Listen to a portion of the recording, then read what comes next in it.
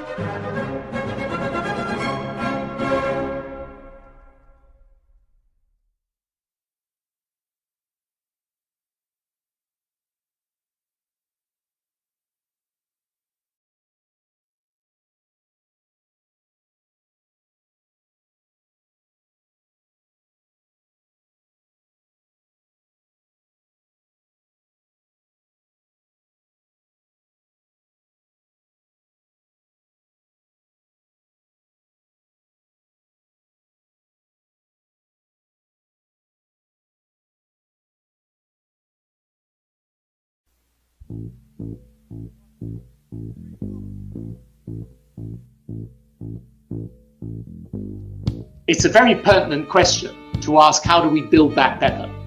To build back better or whatever. We have a chance to reset the clock and build back better than before. To build back better than before.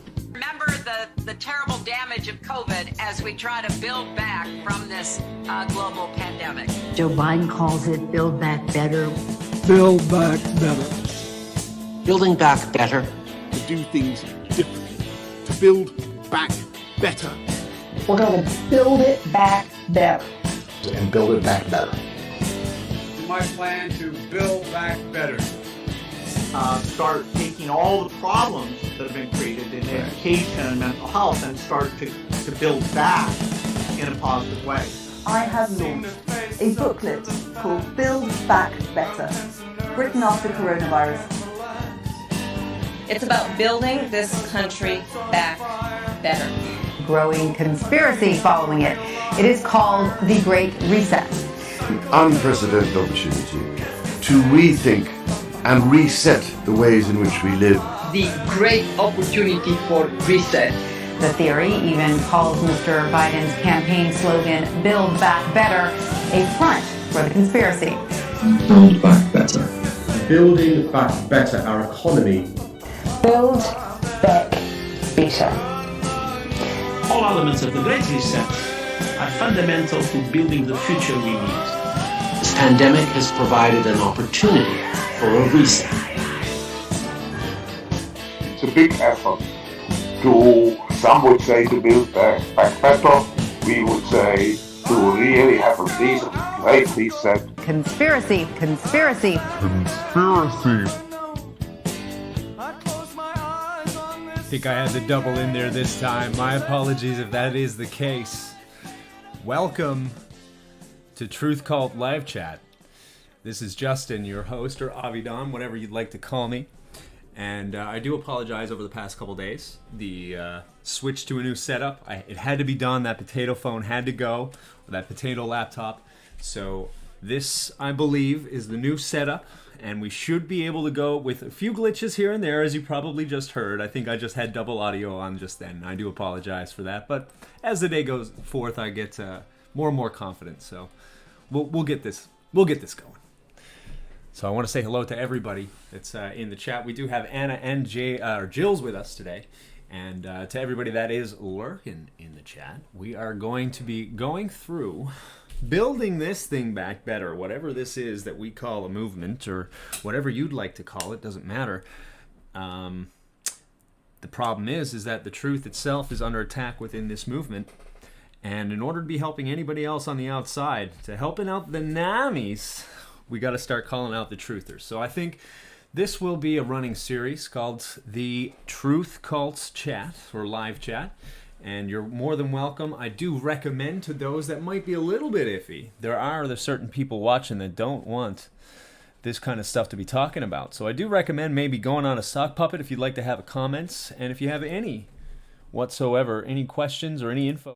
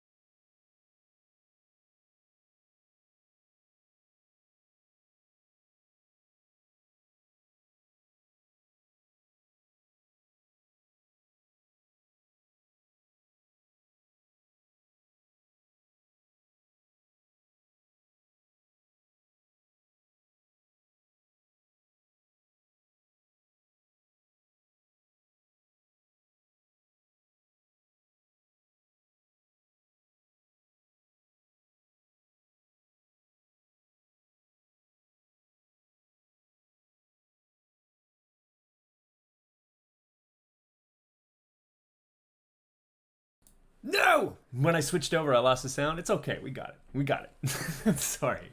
Thank you very much for letting me know. Appreciate that. That's actually this chat here. It just saved my butt just then. Be the change. Be the change. And you know what? We can't really be the change until we spot the change. Or spot the problem. And I think this is what we're going to go into today. We're going to go through something called the BITE model. Let me see if I can drop that in there. Does this show up now? All right. Now, I think this is a secular source. I do believe one of them was a Christian, actually, that wrote this. But there are going to be like some secular references in this, and I don't think it actually competes with the ideas of calling out false prophets of Christianity and things like that. This is very the BITE model will basically tell all the points that are common in mind control. And you can see mind control in many different things. You might see COVID, the response to COVID right now when we're reading this through. You might see a family member. You might see a channel that you watch specifically a lot. And you never know what you're going to see, because these are basically signature moves of mind control. People that are narcissists and people in that same kind of cluster, they employ these tactics in order to get you to stop thinking and behave the way that you want, or that they want you to. So we're going to go through this today, and what I will ask at first, I'm just going to go through it, all the information, because there is a lot, and I don't want it to go, too long into getting in this information. I'll read it out, and if you have comments or whatnot, feel free to chat whenever you want in that chat. You guys go right ahead, but I won't be able to see the chat for the next few moments. So we'll go through this now, starting right at the top, actually, because it was quite good information as I was going through it today. Many people think of mind control as an ambiguous mystical process that cannot be defined in concrete terms. In reality, mind control refers to a specific set of methods and techniques such as hypnosis or thought stopping that influence how a person thinks, feels, and acts, based on a study and theory by Robert J. Lifton, Margaret Singer, Edgar Schein, Louis Joylam West, and others who study brainwashing in Maoist China, as well as cognitive dissonance theory by Leon Festinger. Stephen Hassan developed the BITE model to describe the specific methods that cults use to recruit and maintain control over people.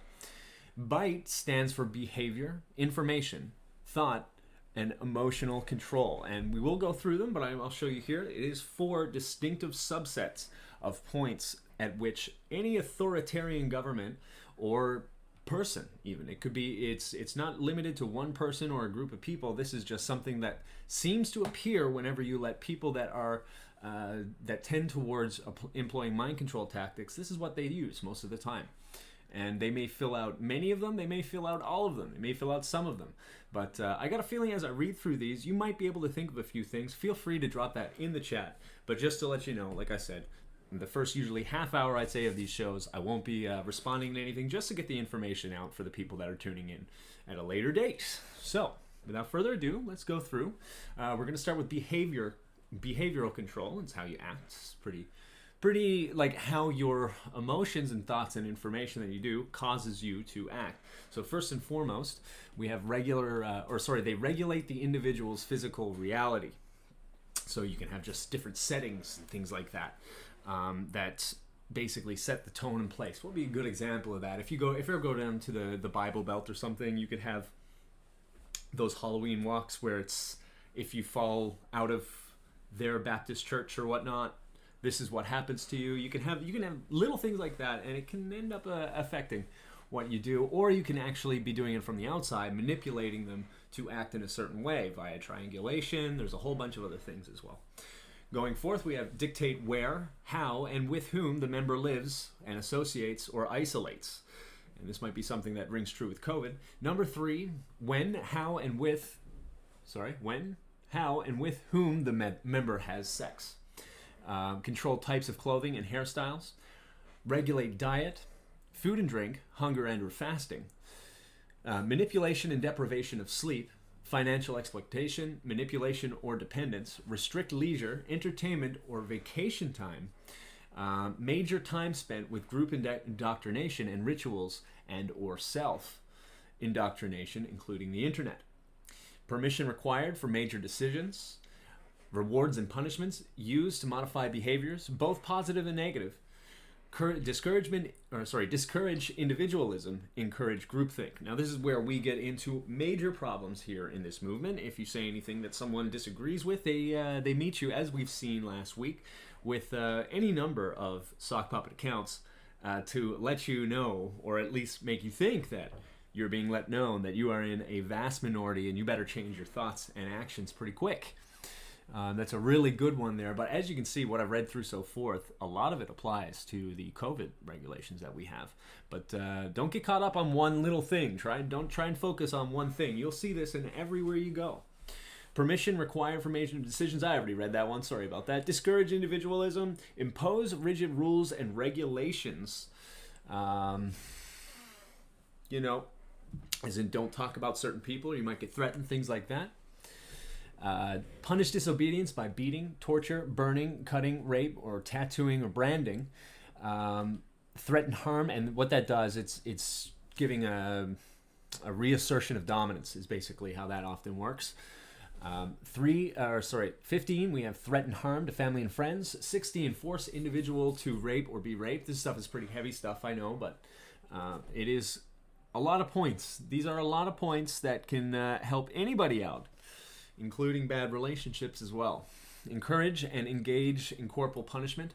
Instill dependency and obedience. Kidnapping, beating, torture, rape, separation of families, imprisonment, and murder. So if you're really off the deep end here, these latter ones, this is what happens if you can get mind controlled. People can start getting you to rationalize some very, very dangerous things.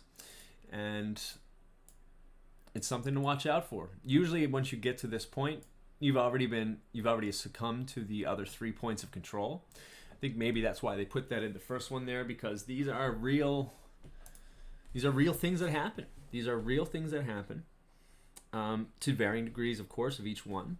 Not each one does all of them, most likely not, but most of these mind control ones, you'll be able to, most mind control organizations or people like narcissists that seek to do that kind of stuff, you will see this done by henchmen within a cult group or something like that. So that being said, these are things, I guess, like what happens if you are radicalized. This is what it allows you to keep thinking is the right thing to do. But how do you get to that point, I think, is a lot more poignant, because this is where you can identify it and stop it from happening. So we'll go into the next one, information control. Deception being, we have different subgroups here. So deception has 3 points. In with that are deliberately withholding information, like information on Jeff's death. You would think would be a great example of that. And information control gets you to do what you want. So we'll keep reading. Distort information to make it more acceptable. And systematically lie to the cult member. So we can say certain things like, I don't know, jet planes can't melt, or jet fuel can't melt steel, when the information really being talked about is it could actually damage the structural integrity and not so much melt it. There's many different things like that, but to employ things like logical fallacies, this is one way to distort information to make it more acceptable. Or you can just flat out lie. If you don't lie by omission or distort the truth, you can just make up your own stuff. And that's usually kind of the easiest thing to do, at least at first. But this is where you can start observing these things, and are there a means to an end? So always when you're looking at a source for information, including myself, always make sure that you're following these things. Am I trying to omit information there from you or anything like that? It's not all that easy to see at first, but with patterns, you might be able to get a chance to pick these people out without having to get too close to them. And when you get too close to them, that's the danger. That's the real danger. Usually you can do some pretty bad things if you've gotten to that point.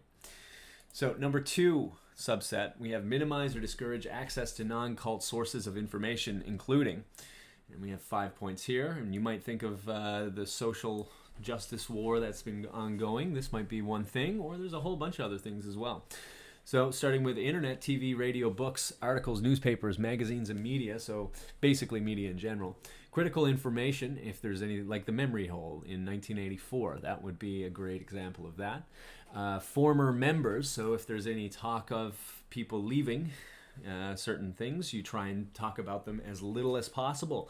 I've had my own name actually banned from certain Discord servers within the Truth movement. So that's one good example of that, because I'm not a full-fledged, I guess, conspiracy theorist anymore. But although I do believe many things, I'm certainly not going to go with everything. And that's what happens. That's what happens when you go against it.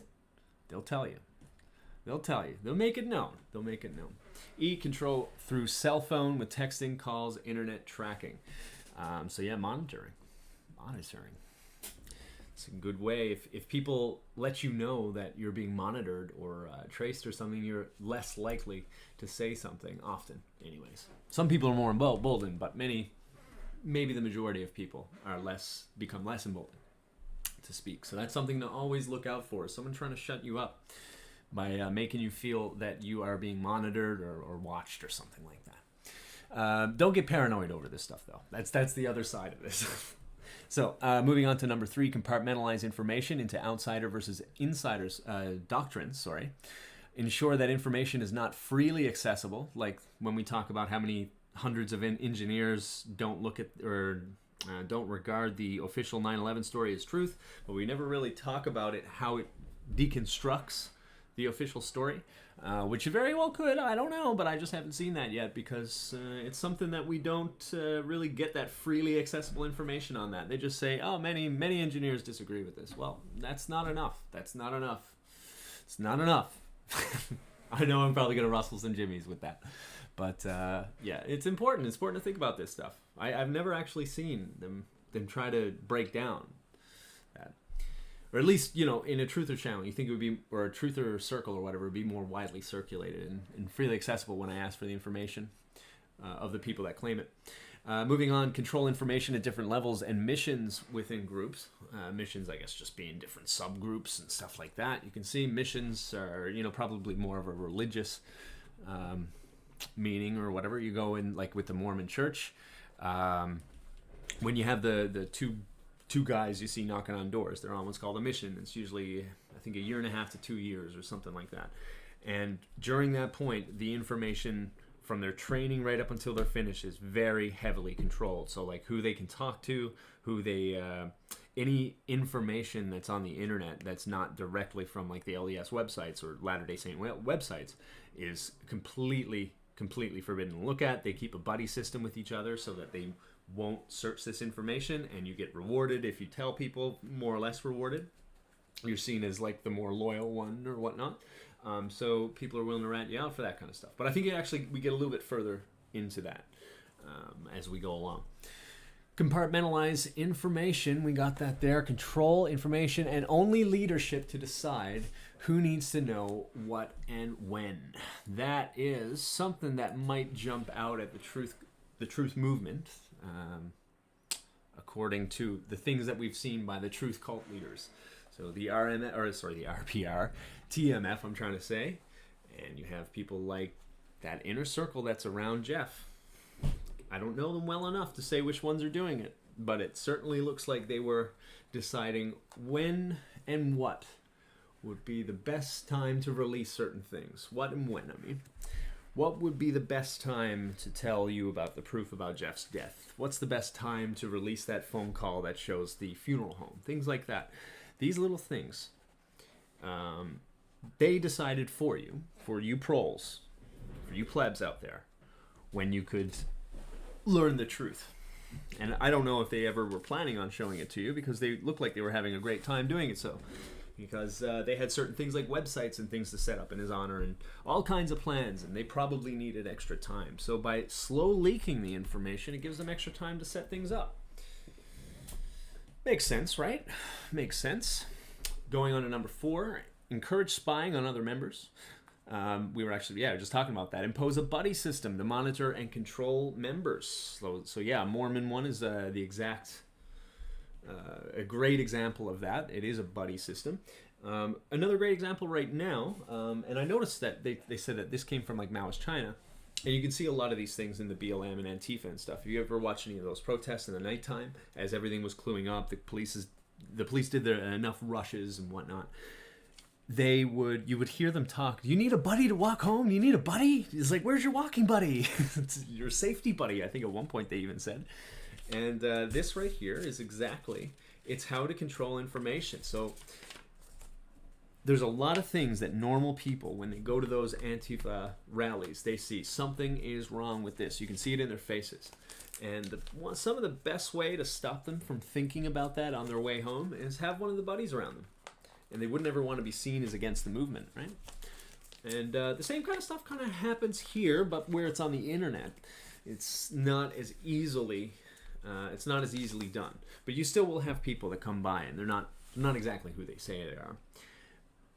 And the problem with that is you can't just go call everybody a shill, you know what I mean? So I don't recommend going into that thing, but in more real life circumstances, this definitely is quite obvious when it happens, when they're trying to impose the buddy onto you. You'll see it, as long as you know what you're looking for. And moving on, report deviant thoughts, actions, or feelings and actions to leadership. I basically went through that with the Mormons. Ensure that individual behavior is monitored by group. Absolutely. So things like those leftists have big Facebook circles and Telegram circles and things like that. And these people are absolutely making sure that they know where you stand. Okay? And they'll come into these chats and watch and just lurk. See, are you one of those? And are you in the Discord channel? Things like that. They certainly do that here.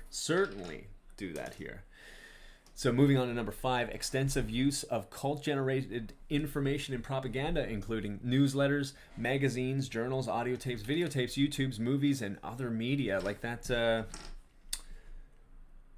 creepy video that was in the beginning of the Jeff C. Live. I know he didn't make it. He used pretty good shock factor. He didn't go overboard too much. The one that I saw, I mean, that looks like a horror movie trailer, man. It's like, where's the hope in that? Where's the chance? Where's the chance that you might be able to make a difference? And that's what it's kind of, to me, it feels like they want to keep you in that state by just giving information that is the worst possible, the craziest possible, to make you feel like there's no other truth out there other than what you see here, and that you have the only truth, as shocking as it might be to you. That emotional cause that it does to you, all this propaganda, will make you more likely to accept it in the future. So this is something that it becomes a death spiral as it goes on. The more you watch it, the more you believe it. The more you believe it, the more you watch it. You gotta be really careful about that kind of stuff. So what you're watching is maybe more important than you might think. I know this is gonna also sound like kindergartner stuff, but I think this is something we all need to look into. I mean, I'm not saying we shouldn't be here in this little truth movement or whatever you want to call it. What I'm saying is, if we plan on being here, we have to be ready for these kinds of people, because they are around. Moving on, encouraging spying on others. We just went through that. Number 5, extensive use of, we already said that as well. Misquoting statements or using them out of context from non-cult sources. So yeah, this is a big one. This is a big one. So you clip anything possible that attacks your cult, and in doing so, it stops the process of actually thinking about the points mentioned. Okay, so straw man argument is basically what most people would recognize this as.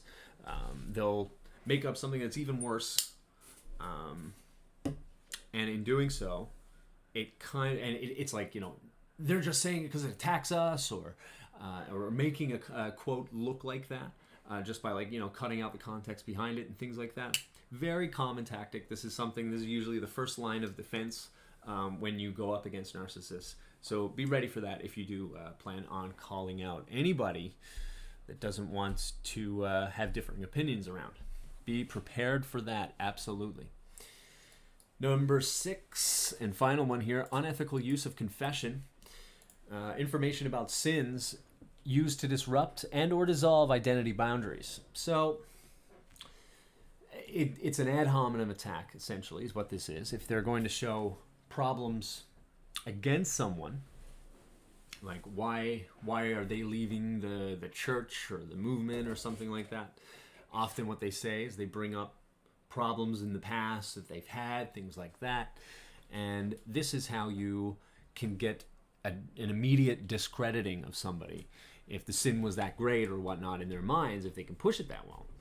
This is one way that they can get you to dismiss the information being presented by someone who is disagreeing with the cult movement leader, or whatever you want to call it. We also have withholding forgiveness or absolution and manipulation of memory, possible false memory. Now, withholding forgiveness is not to be confused with reconciliation. You have to realize that in order to reconcile with somebody, a two-way thing, they need to be just as willing to apologize as you are to forgive.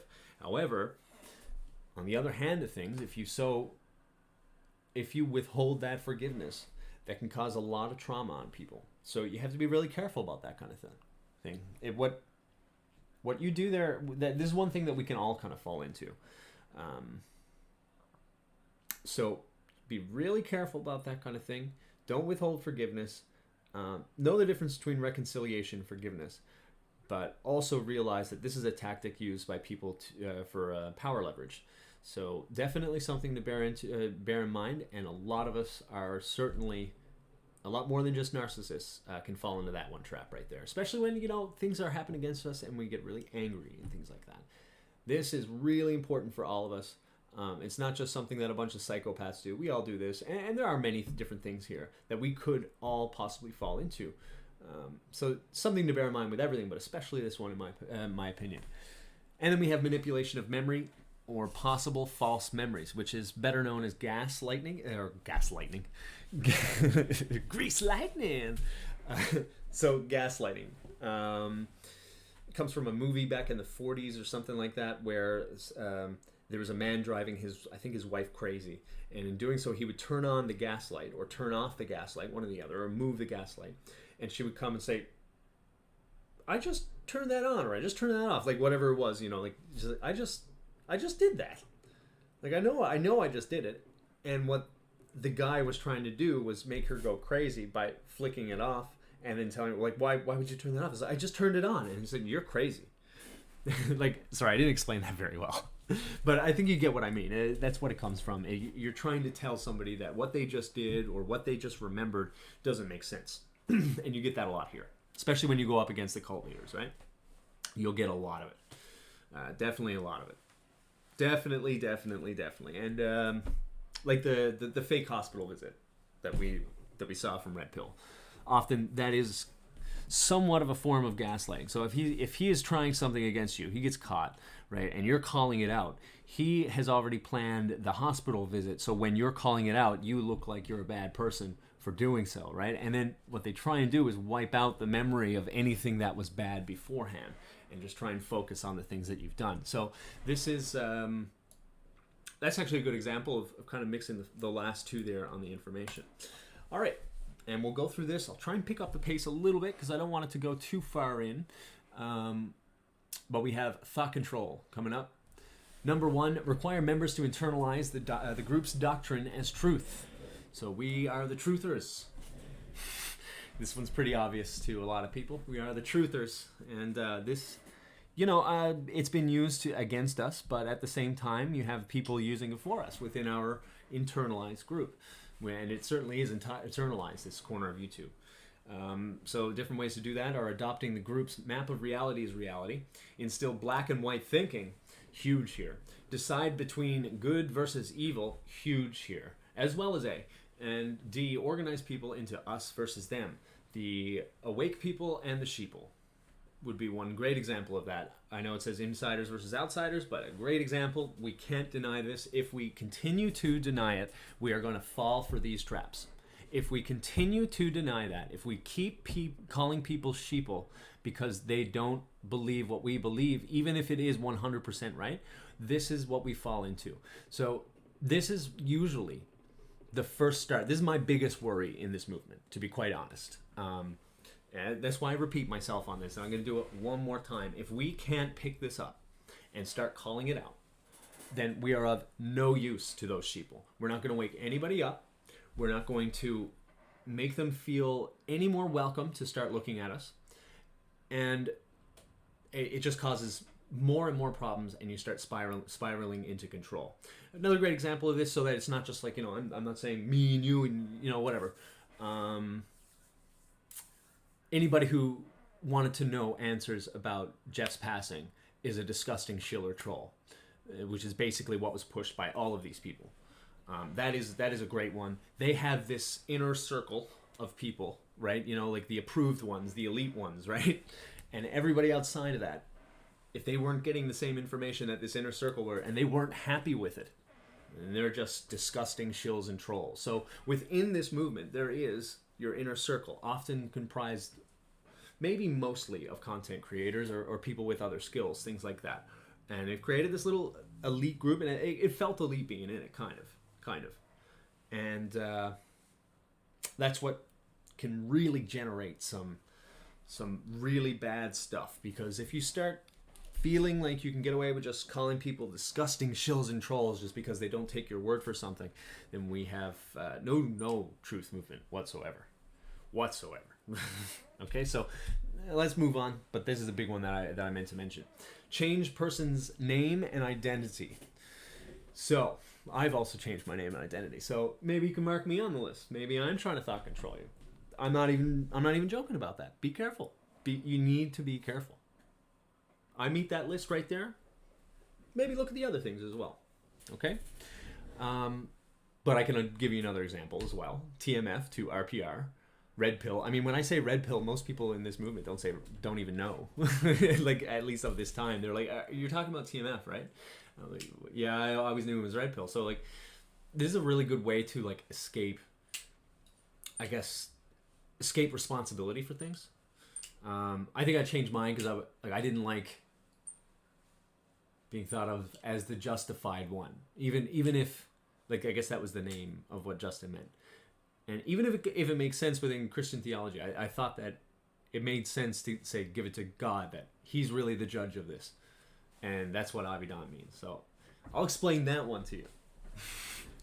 But yeah, if you're seeing constant name changes or different dissociative, like they're trying to dissociate from themselves, often it's some sort of responsibility problem, and it manifests itself like that. Like, you can no longer identify a person by previous name, things like that. That's something really big to look into here, especially because that anonymous face of the internet allows you to basically change masks whenever you want.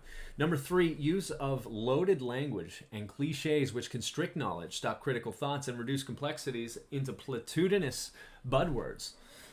I mess up on the word buzz. I could say platitudinous or platitudinous. I didn't say either. Sorry.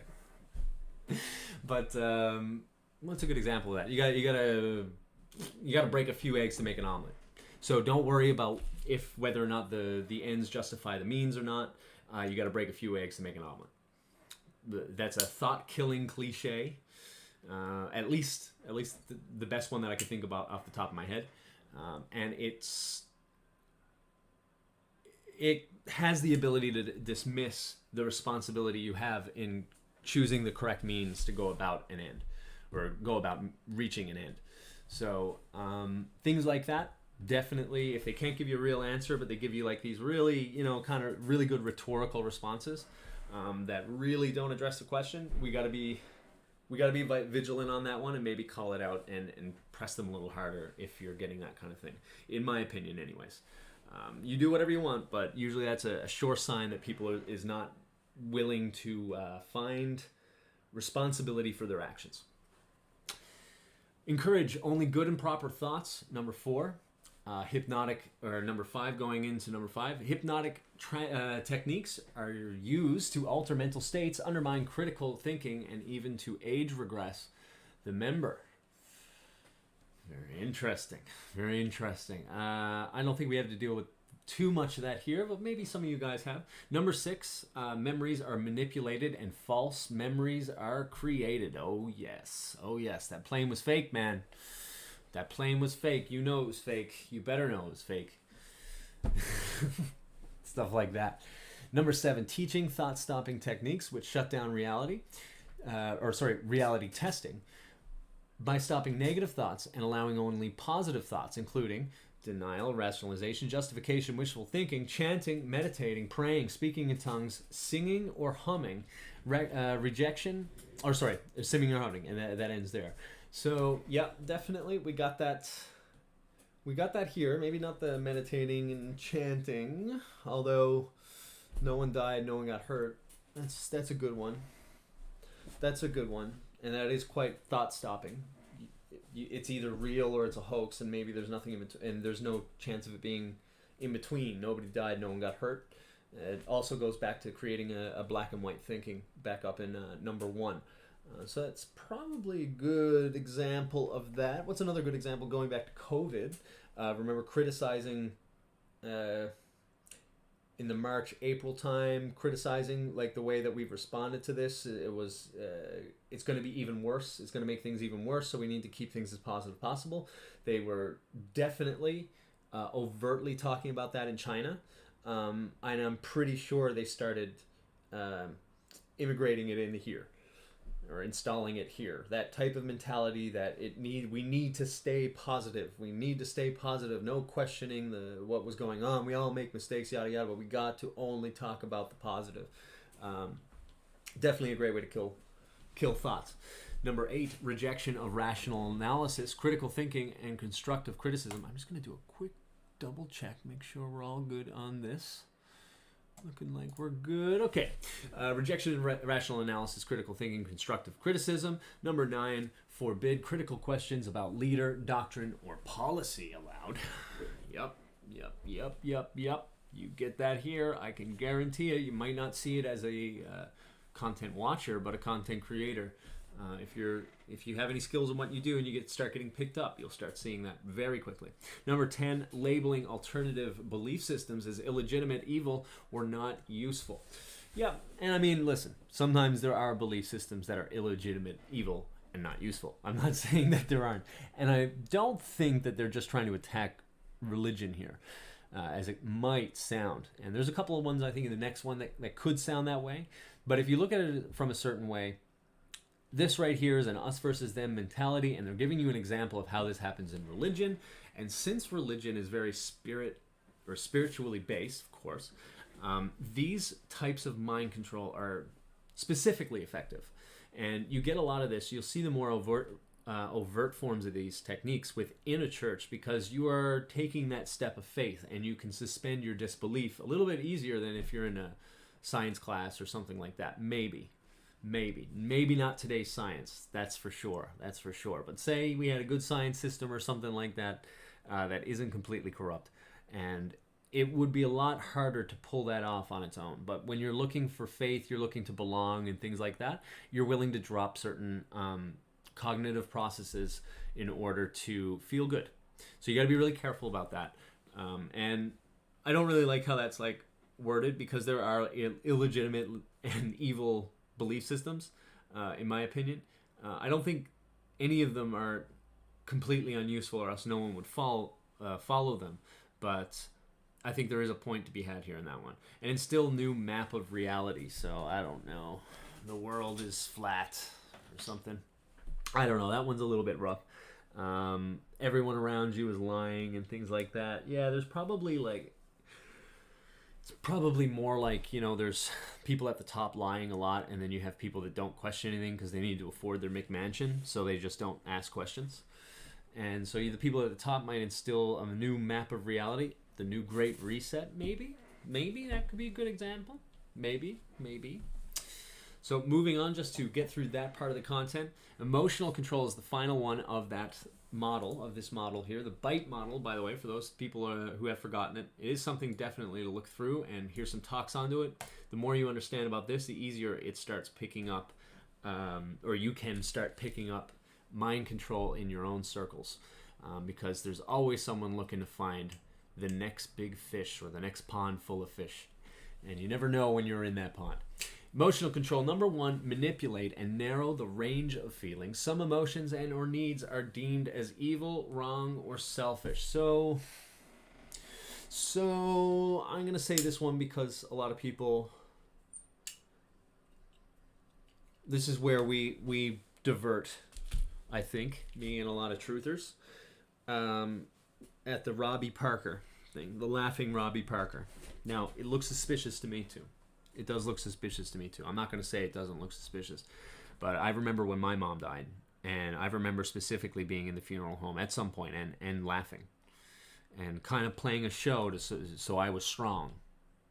You know what I mean? So I looked strong. I didn't want to look weak. I didn't want to look weak at my mom's funeral. That was a big thing to me.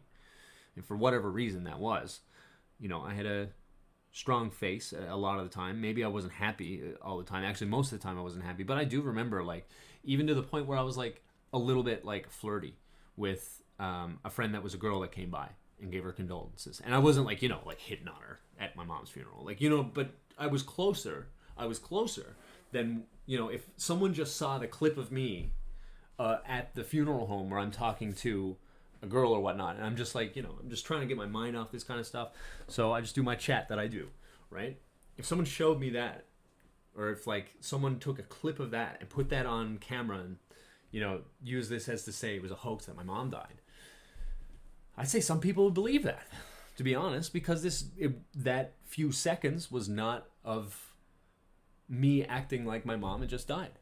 And there's many reasons for it happening. And I can't know Robbie Parker. Although it is this might be a little bit of a different story. I get it, okay? I get it.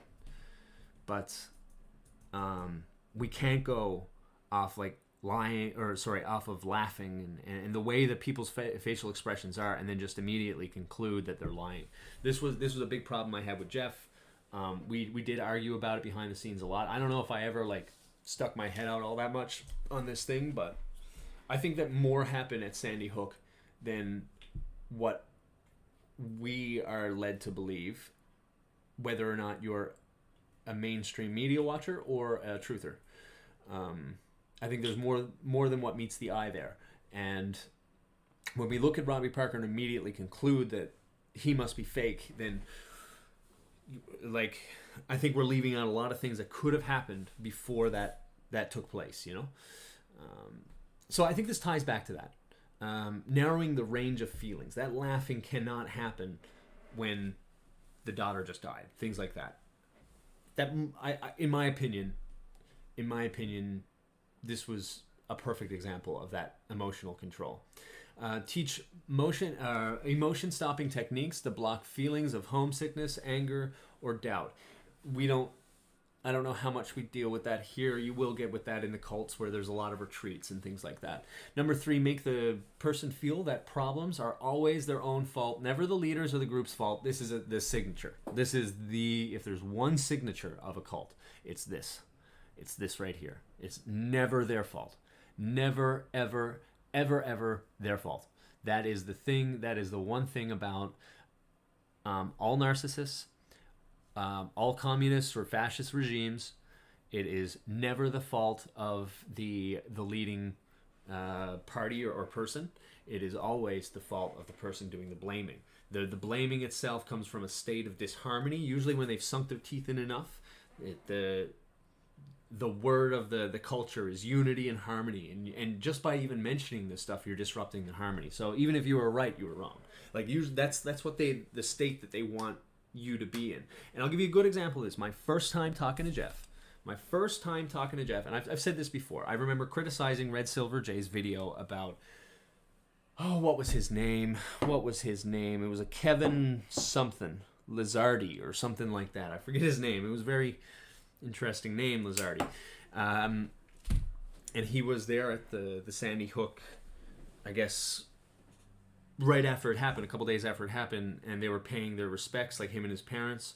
At least this is the story that we have. Maybe it looked a little bit suspicious, but we didn't have enough information to make the call that, you know, he was a shill, or, you know, he was paid to be there, paid actor, yada, yada, yada. Although there was a lot of information there that it could lead to it. The plausible deniability was still there, and even still, Red Silver J made that video, like confirming that he was an actor, or like a crisis actor at Sandy Hook, being paid to be there and do what he did. It's possible that it could, but we didn't have any type of information close to conclude that, and I called it out, and that was one of my first videos. I don't know if it's still up. I think it's been taken down. I will check for it. But immediately Jeff messages me, and he said, listen, man, I know you might be right on this, but we can't, the truth channels that are out there, they're working their butts off, and criticizing them, like, it's just not going to help anything. And I was just like, this is kind of cool that Jeff messaged me. So I kind of like let it slide a little bit. But that was when I first compromised, I guess. When I would let that go. I thought that this was very egregious that we just condemned this guy, even though it seemed like it was a bit suspicious. Very well could have been, but we just didn't have enough evidence of it. There was no, this person, we didn't catch like a sign waiver or something like that. We didn't have anything like this to come to this conclusion. And yet we're condemning a guy of being, basically a traitor to the country because a crisis actor that so clearly pushed through political change, that in my mind would be treason, right? And in my mind, you're calling someone a traitor without the proof. That's a big deal. Or without the proof, it's a huge deal. And once we start getting into that, that's game over for our empathy. I think it stops then and there. Once you start doing that. So this is definitely one of those points that if there's anything to take out of this is that right there. Be really careful about anybody that's trying to make the problems that are always somebody else's fault and not the one of like the leaders or the group of leaders or elites or whatever you want to call it. In any group. This is not just Truth Channel. It's not just, Be very careful and keep your guard up on that. Going through this a little bit more. Number 4, promote feelings of guilt or unworthiness, such as identity guilt. You're not living up to your potential. Your family is deficient. Your past is suspect. Your affiliations are unwise. Your thoughts, feelings, actions are irrelevant or selfish. Social guilt or historical guilt. We get that a lot in culture. We get that a lot individually as well. And this is why you got to kind of stay headstrong on these things while looking at your own issues. You also have to bear in mind, as iron sharpens iron, you have to bear in mind that these type of tactics are used all the time. And you have to be... This is why we don't follow people. We follow God, and we follow truth. And this is the reason why, this very one.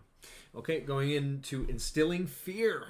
This is a big one for COVID. Number 5, such as fear of thinking independently. You better trust those experts. The outside world, oh man... If you're not wearing a mask, you're going to catch it, give it to everybody else. Enemies. Fear of enemies. Russia. D, losing one's salvation. That's a big one with a lot of work-based cults. And if you question somebody, you are harming the spirit. Things like that. People misquoting what do not judge means in the Bible. That's a big one. Because a lot of the time they tie it back to blaspheming the Holy Spirit and things like that. And which is a salvation issue if you blaspheme the Holy Spirit. And often they're lying about how it works. And they don't ever talk about what type of judgment is approved and what type of judgment is disapproved or disallowed in the Bible. So those things like that, definitely something to watch out for. Or if you're leaving a cult, you'll lose your salvation, things like that. E, leaving or being shunned by the group. Another as a textbook thing of most cults. Excommunication is another big word, in Mormonism, also in the Catholic Church as well. You didn't want to have that, especially in the times that they had a lot more power. Others' disapproval or historical guilt, I guess that was a second F, supposed to be a G. And extremes, going into number 6, extremes of emotional highs and lows, love bombing and praise one moment and then declaring you horrible, or declaring that you are a horrible sinner. And this is a big reason why I really like a lot of those liberal churches. They play on emotions like this. They start, and the TruthCult as well. You believe us on Sandy Hook. If you don't believe them on Sandy Hook, you're just a sheeple, you know. If you believe them, you're part of them. You're good, and you're gonna be, you know, like the people that really know about things. They're gonna constantly love bomb you so that you'll keep watching them, right? And then when you start questioning them, often in the same ways that they question other people, you very quickly go back to the terrible piece of trash like all the other sheeple. So that's something to look into.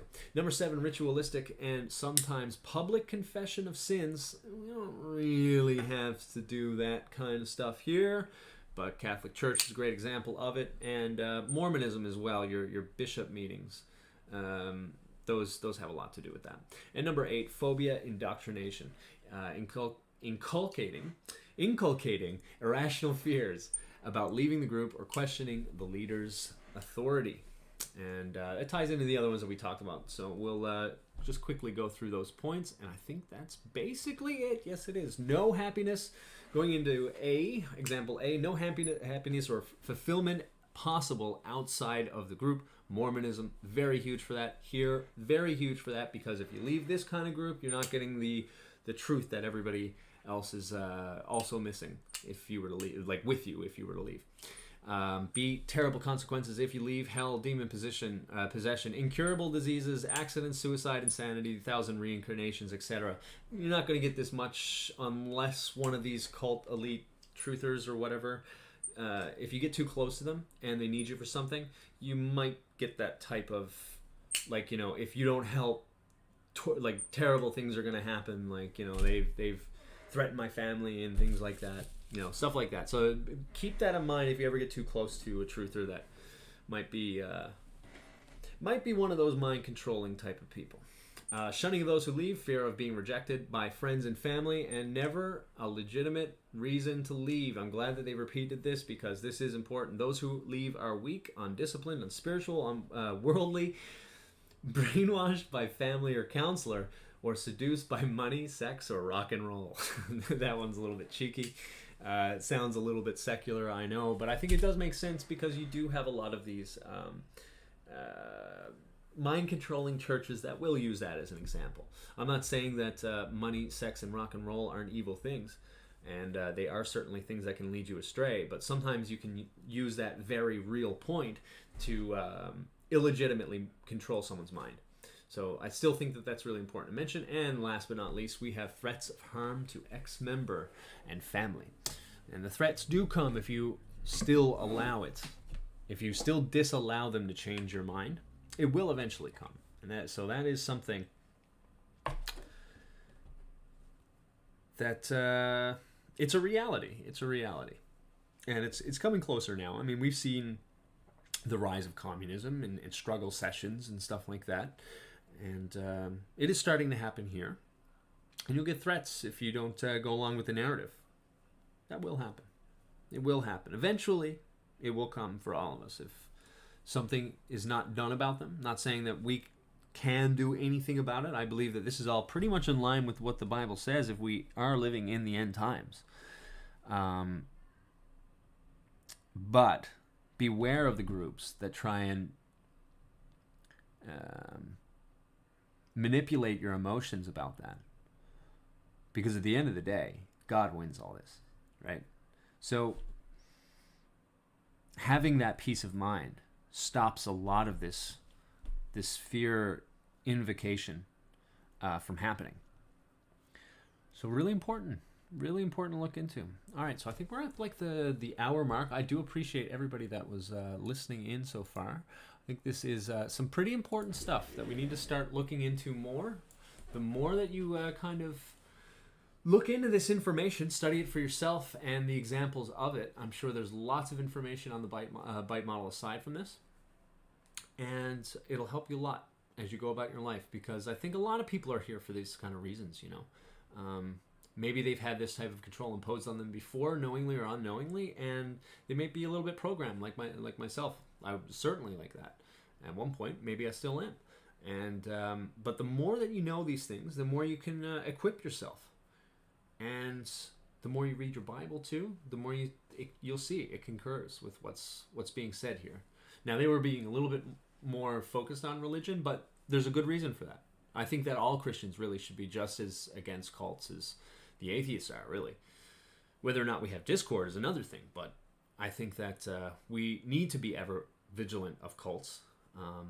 Anything that might be distorting God or distorting the truth in general. I think these are things we need to look out for. We need to know the signs, and we need to know how to fight back against it in ways that are effective.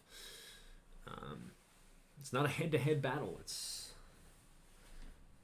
But the more you know, the more you learn how to go against it. So I want to say hello to chat just before I take a quick break, because I think we are going at that hour-long mark now, if we haven't already hit it.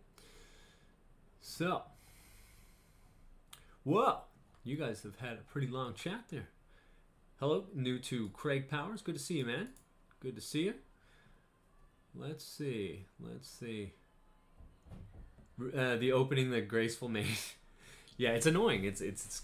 I think if you're not completely in the state of full despair, I think it's a revolting video, to be quite honest. Maybe we'll play the beginning of it. Someone can send me a link of it or something like that. Maybe I'll play it. We can just look at it objectively, because I think it's meant to put you in an emotional state of, if the world is upside down and the only thing you can do about it is watch my show. It's not true. It's not true. And you better not think that I'm saying that to you either, because there is only one thing that you can do, and it's not watching my show. It's called reading your Bible, man. It's called reading your Bible. The more you read your Bible, the more you're going to see these lies, and the more you're going to pick these out. It's not just about religion, although it tells you to focus on corruption of religion over and over and over. It tells you repeatedly that you give to Caesar what belongs to Caesar, you give to God what belongs to God. And more often you see Jesus calling out people from within his own faith and his own culture than basically anybody else. He really didn't talk too much about the Roman Empire, which was at its height of landmass and population, and I'm pretty sure brutality at that time too. You didn't mess with the Romans back then, and they had gotten to the extent that they took over Judea, and you didn't see Jesus talk about the Romans all that much. What he did talk about were false authorities within their body of believers, like the Pharisees and the scribes. Now today we have Christian churches or Catholic churches, things like that, that we need to call out, just like Jesus did. But yeah, they have their ways to stop you from questioning these things. And I think the more you reflect on this bite model, the more equipped you will be. And keep reading your Bible, because I think Jesus spells out almost all of this stuff. All of this stuff. I think what I'll do, actually, I'll see if I can get Bible verses that can correlate with a lot of these things. Like I'm looking at just like, I guess the last couple of the thought control that's just like showing up right here on me. That's all I can see. And every one of them, I can think of something. Every one of them. Like I remember the chanting and stuff like that. Jesus made fun of that. God made fun of that. Specifically, God was like mocking the chanting in one of the verses. Denial, rationalization, justification, wishful thinking. I mean, it's everywhere. I think that James is a great example of that one there. Speaking in tongues, it's when they're talking about speaking in tongues in the Bible. Acts is one thing, but when they're going through the epistles, they're talking about you need to make sure that these people aren't just trying to pull the wool over your eyes. You need a translator there, right? That's what it was talking about there. It was warning you about all of this. You will find all of this in the Bible. You don't need the bite model, except with the bite model, it's just a little bit more structured. That's all. The themes that are well talked about in the Bible, they're just a little bit better structured here, because it's specifically talking about mind control, whereas the Bible teaches you about a lot more than just mind control. But it is one of the central things about it. So that's why I highly recommend start going through your John, get that e-sword, man, get that e-sword, and start ripping through that thing, because it is your ultimate defense weapon against these types of people. Okay? And let's see if I can get to a little bit. Fish shape-shifting. By the way, how was the audio and stuff so far? Are we doing okay? We're doing okay here. Everything's sounding much better than it has been over the past week. If you can type just a little something, see if this is worthwhile, because I did shell out a little bit of money for this kind of stuff to make sure it was working okay, so I want to make sure that it is before I can't return it.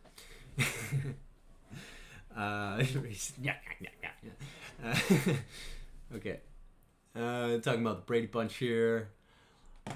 So my name is not Justin. No, my name is Justin. You know my name. I don't hide my real identity, but I did change my name to Avidan. So promulgated on the face of time, anti-clockwise, of course.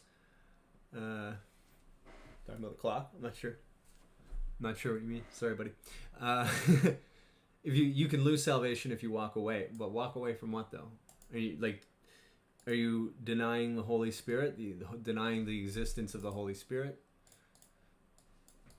Like if you walk away from your actual belief, because you can fail, you can fail a lot, and you're not losing your salvation.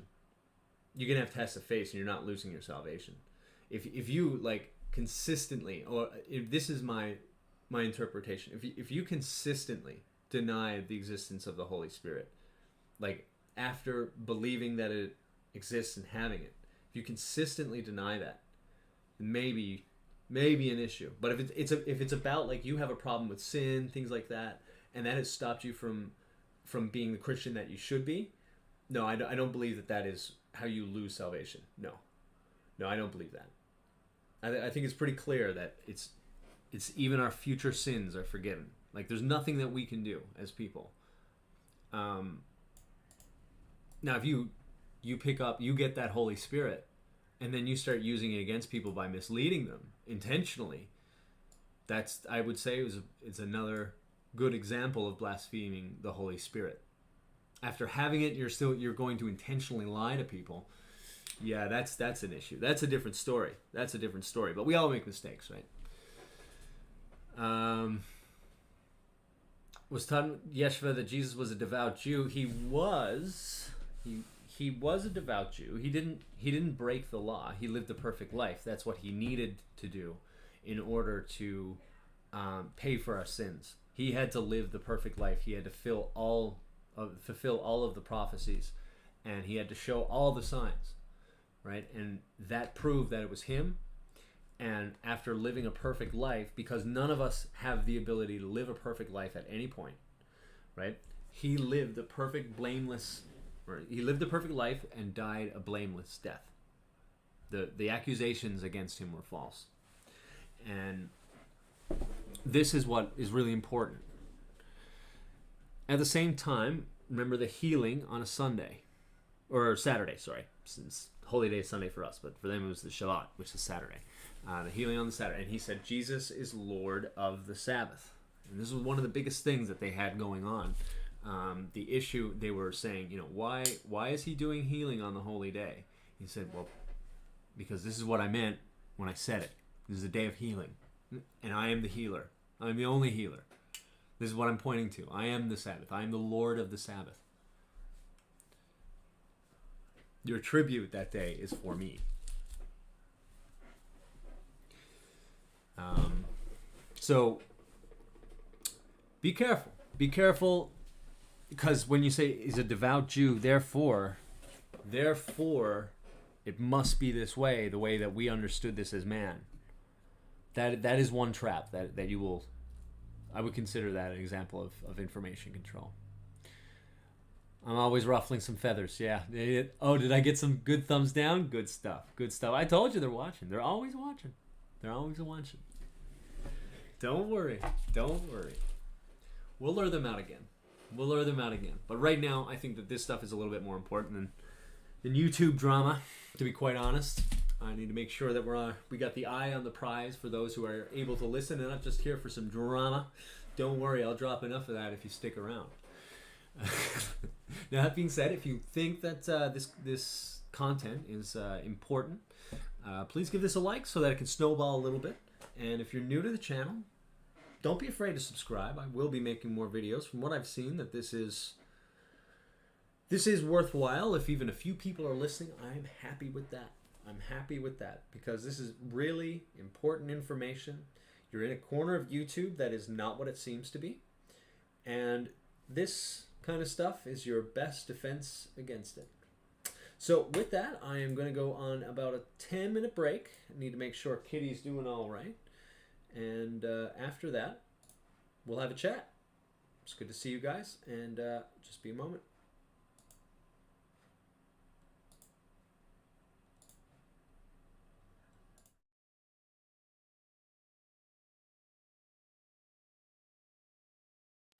Well, we have a panel of experts on this, so here we go. This term, absolutely ignored by the hoax community since Sandy Hook at the very least, proves why they always were, are, and always will be 100% irrelevant to solving the problem and actually finding truth. 30 seconds on the clock. Good luck.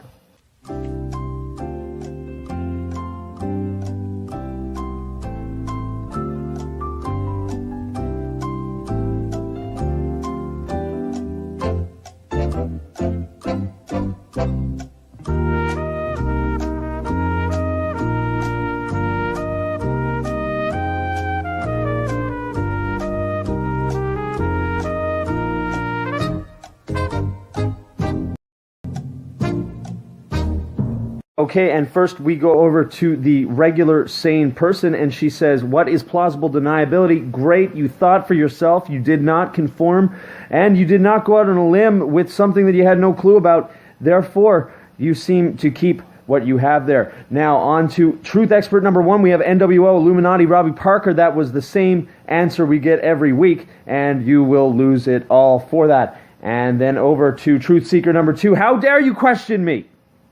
And has risked all but $399, a small portion of what he had. And the winner today is a world-class shill, as has been called by the truth experts.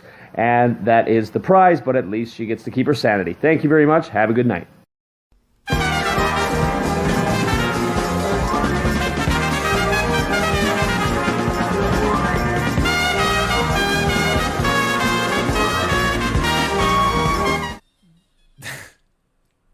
Cheeky 25-year-old Justin.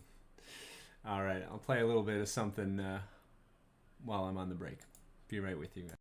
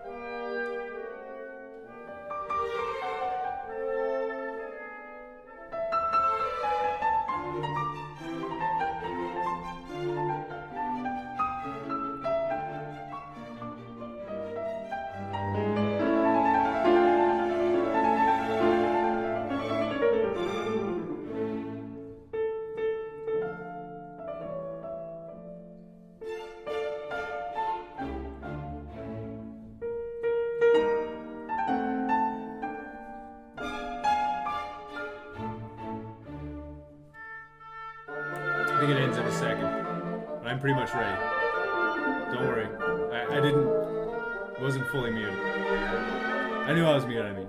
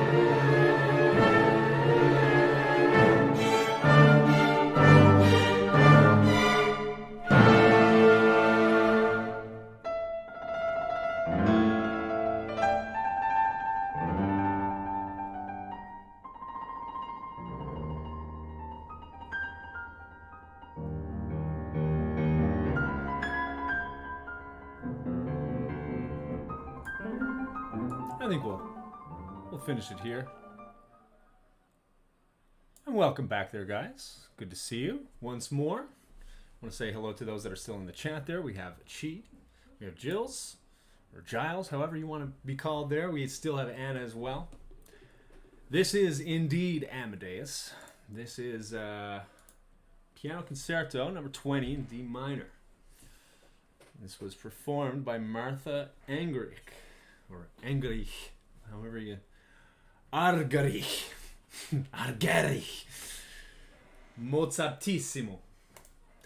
It's quite beautiful. All right, got some stuff to show you here. Just be 1 second. Some interesting stuff. I don't know if it was meant to be here still. But it does explain some things. Maybe you've seen it, maybe you haven't. Let's get this going. Make sure I don't kill the audio. My goodness, I am starting to even find my problems before they start. Absolutely perfect. Okay, here we go. Few of you are. Hello. Hi. We have Really Graceful here going to teach us how to get a social media internship. Uh-oh. Just 1 second. Already know this, but for those of you who don't, I am a social media and editorial intern for GetSilent.com. I've been interning since December, and since now April, I'm obviously an authority on this subject. So now I'm going to supply you with some tips and advice for getting your own social media internship. Whether you've realized it or not, social media is one of those marks of our generation. When I was 9, I played Neopets. When I was 13 and going through my emo phase, I had a Zanga.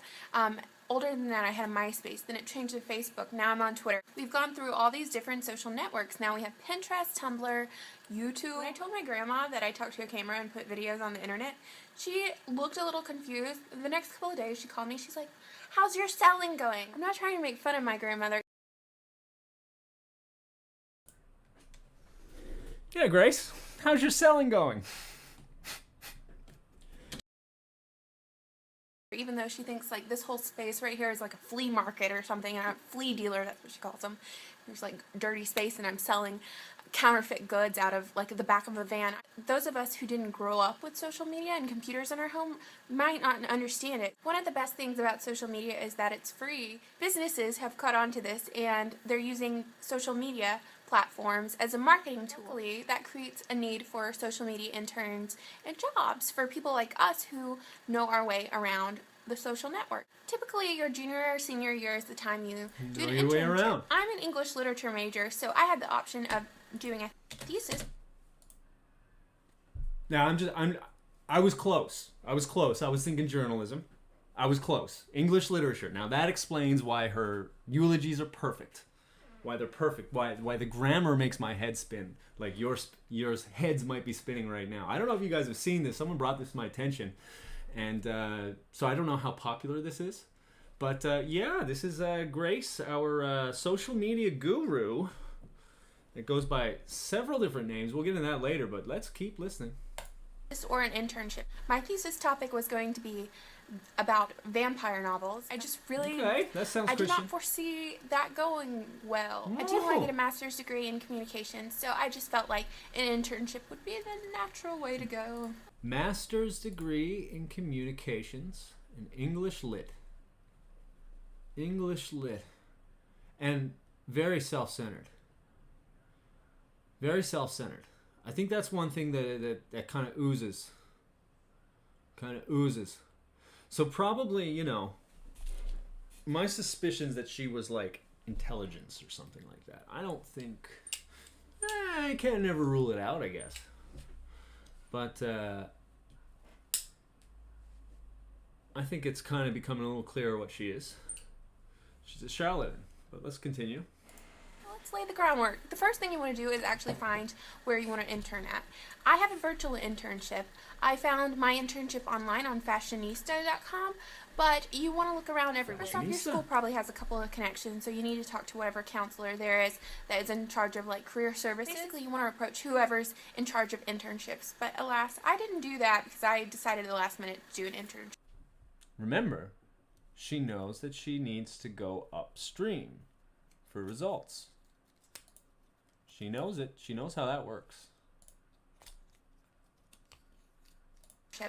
And I went on internships.com, which, beware. Internships.com is slippery slope because some people on there are verified, some people are not. You just feel it's a mixed bag. I would say set the bar high. I mean, go on Pinterest, go on Twitter, have a little tab that says jobs. So contact whoever you can on there. So now that you've gotten squared away where you want to apply, you definitely need a resume. I feel like it's not necessary to tell you this, but some people, they just don't use common sense. Obviously, get your resume looked over and like go to your school services or whatever and get it looked over, get that thing edited. This is more for my own sanity than your benefit. I know we live in an age of technology and texting, but when you're in a professional atmosphere and you're employed at a place where you're potentially interacting with people who will judge the company based off of your competence, you really need to figure out your grammar. I'm looking down in here because I wrote a list. I'm so stingy. I'm like twitching right now. So you need to figure out, I should have versus I should have. Your difference between knowing your crap and knowing your crap. Now for the interview process, it's either in person, it's through a Skype call, phone call, whatever. Really sell yourself. This is a crucial moment. I was asked at this point to provide my social media links. Asked me for my social media links. Don't know what they're getting into. I've got like a whole smorgasbord of them. If you have like an upside down keg stand picture as your Twitter pic, probably not a good idea. I want to take that down. I know a lot of you have blogs, YouTube channels. Really sell those, okay? And that is experience. Whether you have a small blog or YouTube channel or whatever, experience is experience.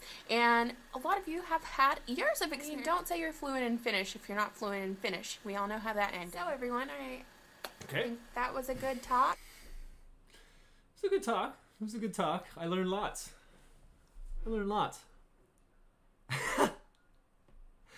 So, yeah, it's a good example of what we're dealing with here. Someone who has, as far as over 8 years ago, knew the process of how to rise the social media ranks. So you can only imagine how well that's developed over time. Or, I don't know if well is the right word. And that kind of answers a lot for me, I think. Why Jeff would like her so much. She definitely knows how to get people exposure, or at least she's able to project that. She's able to make you think that way. As she even said, you want to make sure that you're growing in confident. So maybe it doesn't even really matter what her skills actually are, but she does have the looks of someone that can push out social media. So when you have someone like that, you're Jeff, and Jeff's biggest thing was getting more exposure. Yeah, she's gonna look real good for you. She's gonna look real good to have on your team. Really, really good. And you can tell that she's not so focused so much about truth, unless it gets you in trouble like that. I guess that Finnish lesson. I don't know what that lesson is, by the way. I'm not sure what she learned there. It would be pretty interesting maybe to look into what she was saying. But yeah, she knows the ins and outs. She knows the intricacies of how to make herself presentable, make other things presentable. Doesn't necessarily mean that it's nefarious what's going on. I don't know. She's shown a skill for management. She's shown a skill for management. I think she evokes a little bit too much rhetoric to employ the emotion she wants. I don't think everybody buys her. I've got enough from what other people say that she's not fooling everyone. It's just that she's fooling the right people, right? And this makes a lot of sense when she's talking about, you go to the interns, you go to these people, right? Don't worry about the plebs. Don't worry about these people. They're going to judge you, And yes, it's definitely for the young or whatnot, teaching the young. But it's probably also to get, it's a pretty, it's an informative video. I'm not saying that it's not informative, and I'm not saying a lot of it isn't true. What I'm saying is that when you add this to the grand scale of things, someone for at least 8 years that is in this inner circle knows the ins and outs of information control. She just basically sold you information control. Things to think about on social media to expose yourself. So now we know most likely why Jeff liked her so much. He saw a lot of value in her. And that was probably, having all these titles and your cover show, like your your intros and stuff done for you, and probably a whole bunch of other things. I'd say she was probably a very valuable asset to Jeff in what he wanted to accomplish, and the main thing was exposure. If you go back through a lot of his stuff, it was very rare that he could stop talking about getting more exposure. And this makes a whole lot of sense to me now. Now, as we keep going, does anybody know that she goes by Francine? Does anybody know this? That's her. This is her. Higher novels. It's her. Eyebrows. Exact. She's got nice eyes. She's got nice eyes, and she knows she has nice eyes. Or at least she did. I don't know about now. But she definitely knows to accentuate that. I'm not a makeup master, but this is probably where the most work has been done here. Same nose. Same lips. That's her. Does anybody know that she goes by Francine? I don't know if that's a thing or not. But as you can see here, this is... I mean, we're still on Pizzagate here. I don't know how old this is. Social media morning. I mean, she's pretty big on social media, and this seemed to... I don't know. I mean, like, Pizzagate is a pretty old story. I don't think she probably... Unless she's still talking about it. I heard that she does obsess over Pizzagate a little bit. But, yeah, the archives go far back as 2020. I don't know if this is new or not. So this is probably, you know, a failed social media experiment. And she's certainly not against using multiple identities and multiple names. And I think the reason for that is it reduces risk. Remember, she was talking, you know, things that tie, you know, stupid things to your name and things like that. She's probably very mindful of this. So she starts with Pizzagate. Now, one thing I noticed, this could be nothing. This part could be nothing. The whole, if you guys don't know she's known as Francine in other places, then during the time of Pizzagate, I don't know how long she's been here. Maybe that should be asked. Why is she going by different names? I don't know. Anybody in chat talking about that? Yes, fairly new. She knows how to use... Sounds immature like a schoolgirl a little bit. Yeah, you know, maybe she was reaching a smaller audience, so she was tuning for that. But there was definite a feeling of, you know, innocence. And she tried to work that in, you know, some mistakes that she would make and things like that. And, you know, if you're looking at the surface here, you could buy that. You could buy that. So... what is this here? Let's see. Where does this take us? That's just a link. This has all been taken down. Removed for violating terms of service. And make the media cover this. I don't know who's living in their dreamland world that they think they can make the media cover anything. I mean, it just ignored one of the sketchiest elections of all time. It just ignored any problems with China versus the China virus. It can ignore what it wants. I don't know how you plan on making the media cover this, unless this is like a mantra that can get people to act with you. You know? So I think she knows how to manipulate people. I think if she believes that she can make the media cover anything, I think she's fooled. But I don't think she's that dumb. I think she thinks you're that dumb. And she knows how to manipulate. Very well. Since at least 2012, she knows the basics of manipulation. And like sometimes, like, it's not all illegitimate. You do want to put on a good, confident exposure. I get that, but you know, not a lot of whole reality or reality in with these messages. It's really about how to present yourself, right? And I think that's the big takeaway from this, is that she can present herself how she wants. And a lot of it seems to be in ways that she can get away with. And I got a feeling that if this were to all fail and if there's no money in this for her, she will be on to her next identity. And she'll never be known as Really Graceful again. She'll never be using that name again, especially, you know, if things come down on the truth community. You know, she'll be back to, maybe not Francine, because that's that's Pizzagate stuff. So maybe we'll get something... maybe we'll get a different identity then, when she wants to push other things, once this doesn't work out.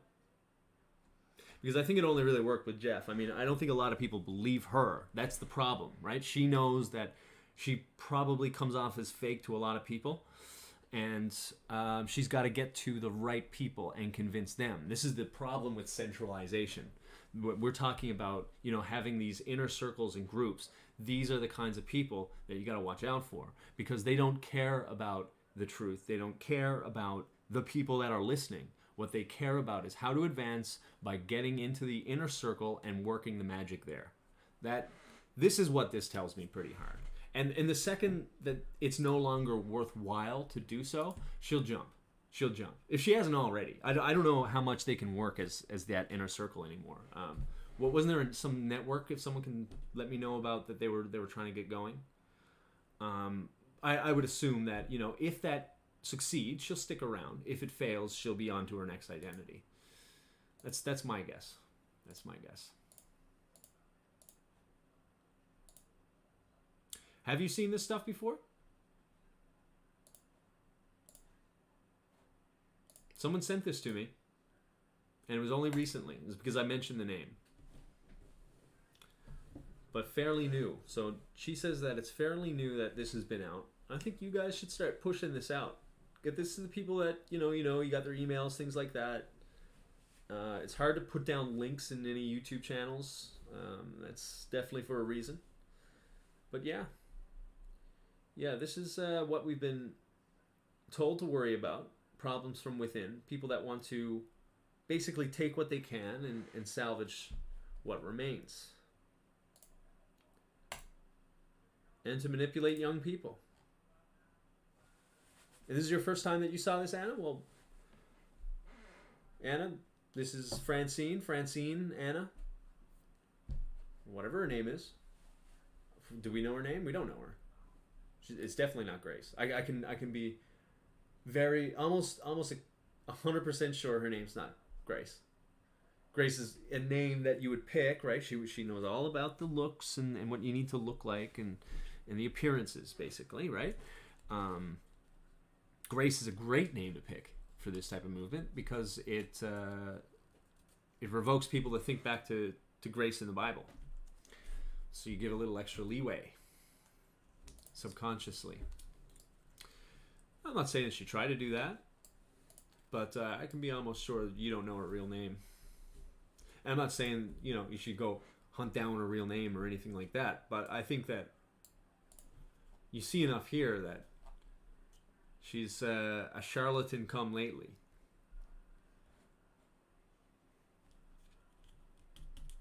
Because it looks like this didn't pan out and she stopped covering it after James Alefantis was a thing. Spirit cooking. I mean, this is stuff we talked about 7 years ago. And how did, or 7 years ago, 3 years ago. And how did this make the media cover this? They did cover it. And they painted everybody to be conspiracy theorists, and they had a psyop over it. Whether the shooting or the going in with a gun thing was someone real or if it was fake. Well, they covered it. But maybe not the way you wanted it to. I think it's quite foolish if, again, I'm going to say this again, she's out to lunch if she thinks that she can make the media cover something the way that she wants it to. I think it much more likely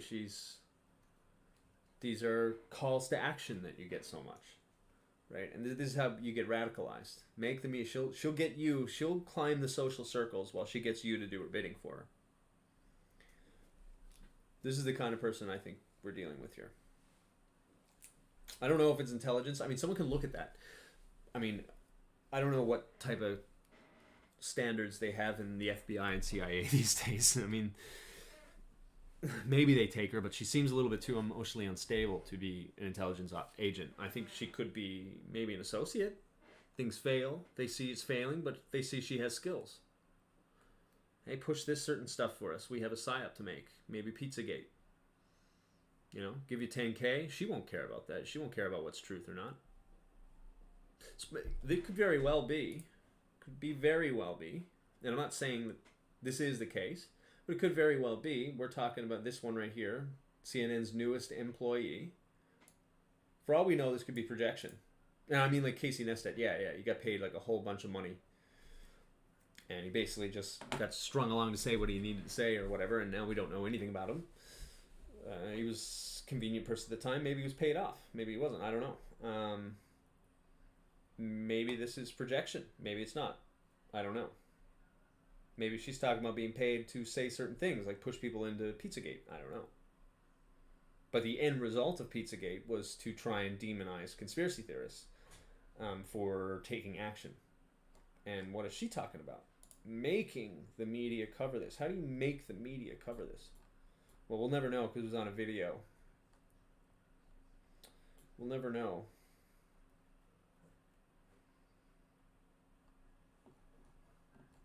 It's the problem. This is the problem when we don't pay attention to these signs. And if we don't read our Bible, these people aren't as obvious as what it might look like. I don't know, it might sound like I'm slinging mud, but was this video someone who seems interested in telling the truth, or is it someone that seems interested in sharing how to get ahead, right? I don't think that she's all that talented, to be honest. Like again, that video of the Jeff C thing, unless the purpose of it was to disgust people that haven't lost their minds or gone down a very dark road of despair. If it's not about pushing those people away, separating the wheat from the chaff, I guess you could say, in a way, the unbiblical way, and keeping those that are radicalized to radicalize them more, then that's possible. That's possible. It's a possible reason for making that video if she's very skilled at coming to or making a video that is quite efficient to invoke emotions that you want people to invoke. But I think that's a little bit too far of a reach. And my most plausible, my Occam's razor here would be that she's someone that has failed as an artist, I think she was talking about, that didn't really work out. What was that she was doing before that didn't work out? And she went and she had to find other means. Now, while she's finding her other means back in 2012, really, she was the one learning how to do this, and she was just imparting what she knew to look like an expert on it. But now it's been almost 10 years since then. What has she learned since then? Or what offers could she have been given? Because I don't think they're going to hire her to be an intelligence agency. She's not emotionally stable enough. You can tell it specifically. I did not foresee that going well. I just really a thesis or an intern is the time like us who know our way around the social network. Typically, your junior or senior year is the time you do an internship. I'm an English literature major, so I had the option of doing a thesis or an internship. My thesis topic was going to be about vampire novels. I did not foresee that going well. I do want... You think? Why would that not go well? This is a bad topic. It's a bad topic. I don't think she's an intellectual type. Her intellectual growth was spent on manipulation, which is common of a narcissist.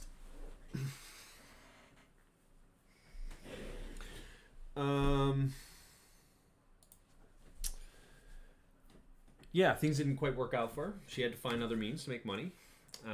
This seems like a pretty decent job. It's a good way to get up a pyramid. And somewhere along those lines, someone could have seen her as a good manipulator.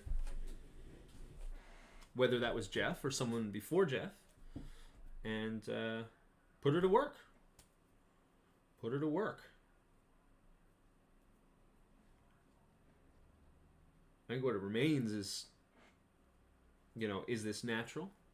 Was it just Jeff that put her to work? Or was it someone beforehand?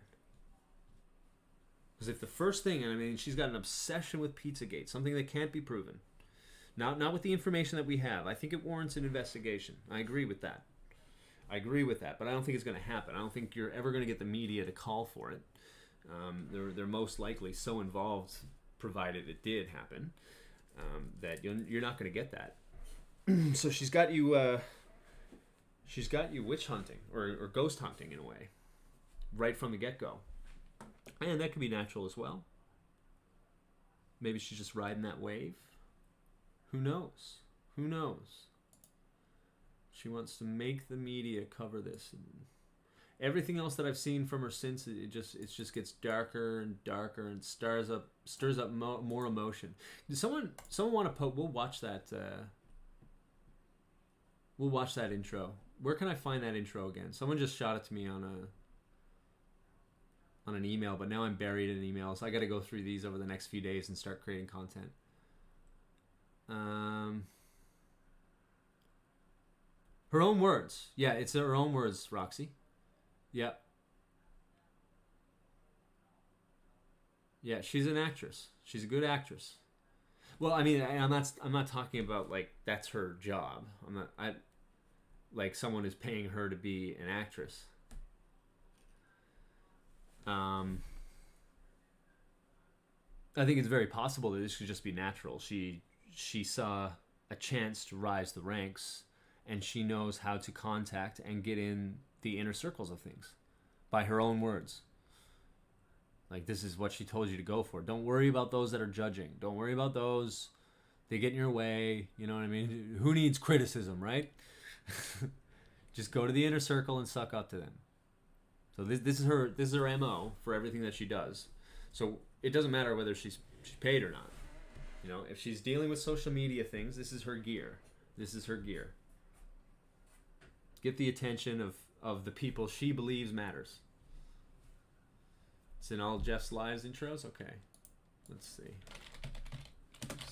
Live, I think. Let's look at it. Dun, dun, dun, dun, dun, dun, dun, dun, dun. What is up, good people? Welcome to the big Patreon show. It appears YouTube is back up and running, so we're going to find out in a second or two here. I just checked a video, a live show, and it was coming in, so... By the way, update on John.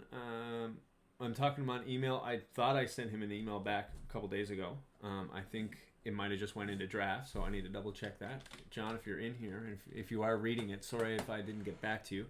It's been a crazy few days of trying to get this working.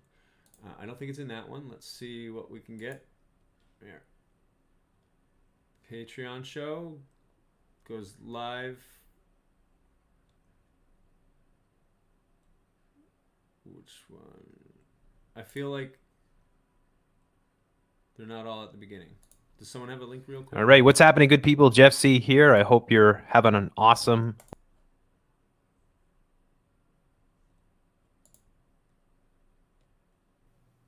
Hello, everyone. Well, I'm just going to mute it for now, so it's not poor Jeff just repeating himself over and over. She's got one drop. Just a sec. Thank you very much, Chi. I would have been there forever.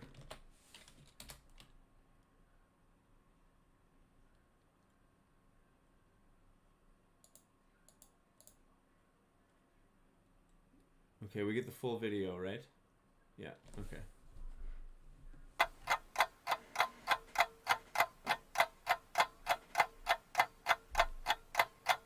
Little TikTok.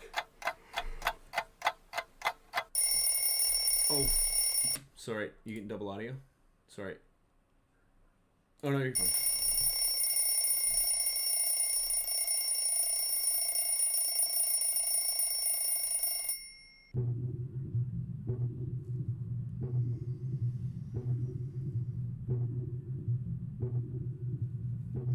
The whole thing, the sound, the lighting, everything, the colors is all very dreary.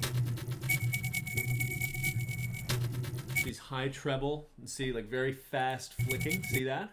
It's meant to.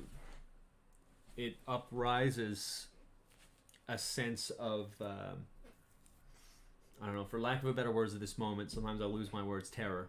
Okay, is what that uneasiness. There you go. It invokes unease.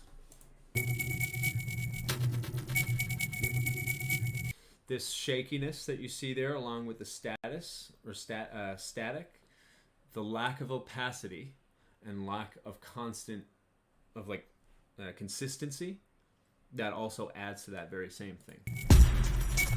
Okay, this right here is what really hit me the most. And I'm sorry, maybe I'll go through the whole thing again after, but it's like an upside down view. The world is upside down. And once again, I want you to point out, like, they say that you can pretty much mix any picture together and it'll all come out brown, but because of all the colors, when you throw them all together, it becomes brown. But in this case, you don't need to mix any colors. It's all brown. All of it. Everything is a shade of brown. And you see that in a lot of the different parts of this as well. Brown is a disgusting color to many people. For many reasons. We're very trained. Brown is not the color for vibrancy, for hope. It's absolutely nothing of those types of emotions. It sets dark emotion. The upside down waking up. It seems like it's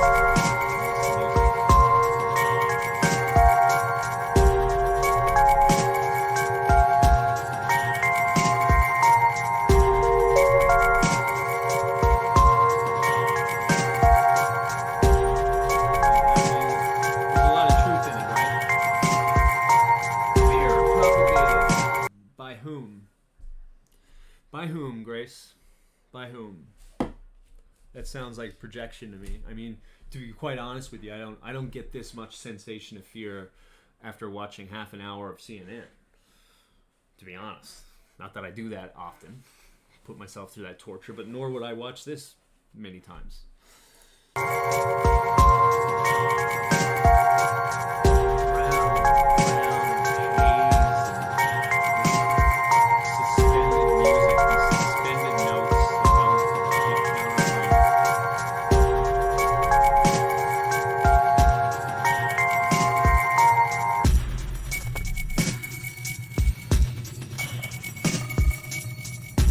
Hazier and hazier as it goes. I don't know if that's just me. Little Frankie, furries. Dark, lurking feeling. Innocence destroyed. Basically, the worst possible emotions that can be invoked.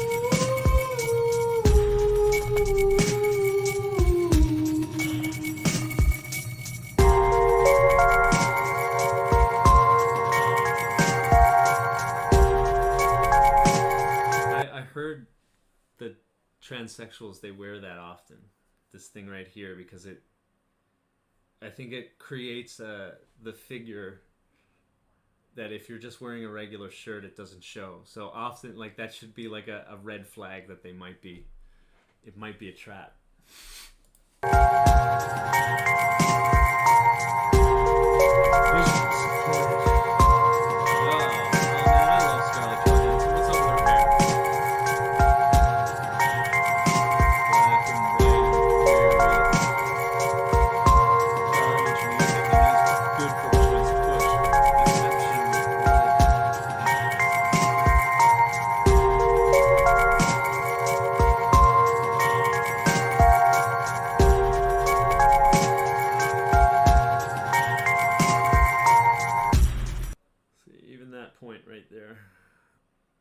Sorry guys, I'm going to keep shutting. I'm sure you've seen it enough times, but this was a very bright picture, and it's been darkened down.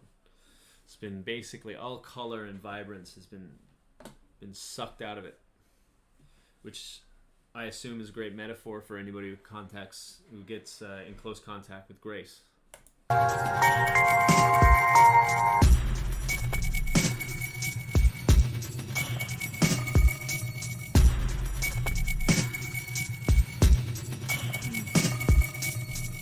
Using Musk as a feeling of uncertainty after talking about that last slide. What was in that last slide again? Let's quickly go through it. I gotta say, I gotta break through this just so that I don't get torn into this, which I think is a point.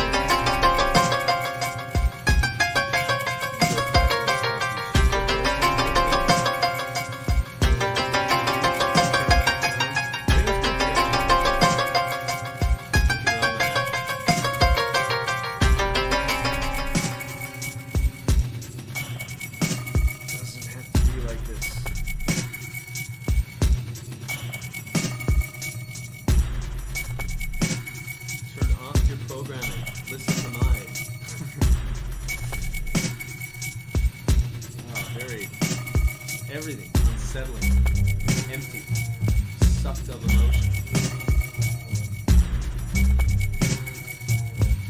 She did say to present herself in her best way, the strongest way possible. The big picture. Yeah, man, I don't know. I don't really consider it gear. It's an extension of who I am. It blurs the line. Shoot video. Distribution points are all over the city.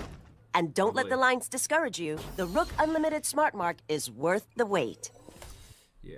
Okay, that's about enough that I can watch of that part. I would rather listen to Jeff C much more than this garbage. Jeff was a much more fun. Jeff was a much more fun kind of guy. You laugh with Jeff. She's got nothing. She's got nothing. The common thing that I observe in all of her releases is that it's devoid of emotion, but very well done to achieve a purpose. Very well done. I mean, like, honestly, if your intent was to disgust people that doesn't subscribe to this type of view, then it gets rid of the people that might criticize you, number one. Number two, the people who will believe this stuff will become, they will latch on to that.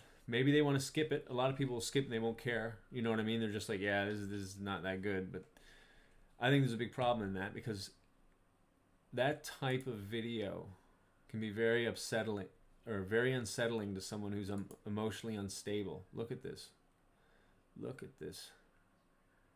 Just look at that.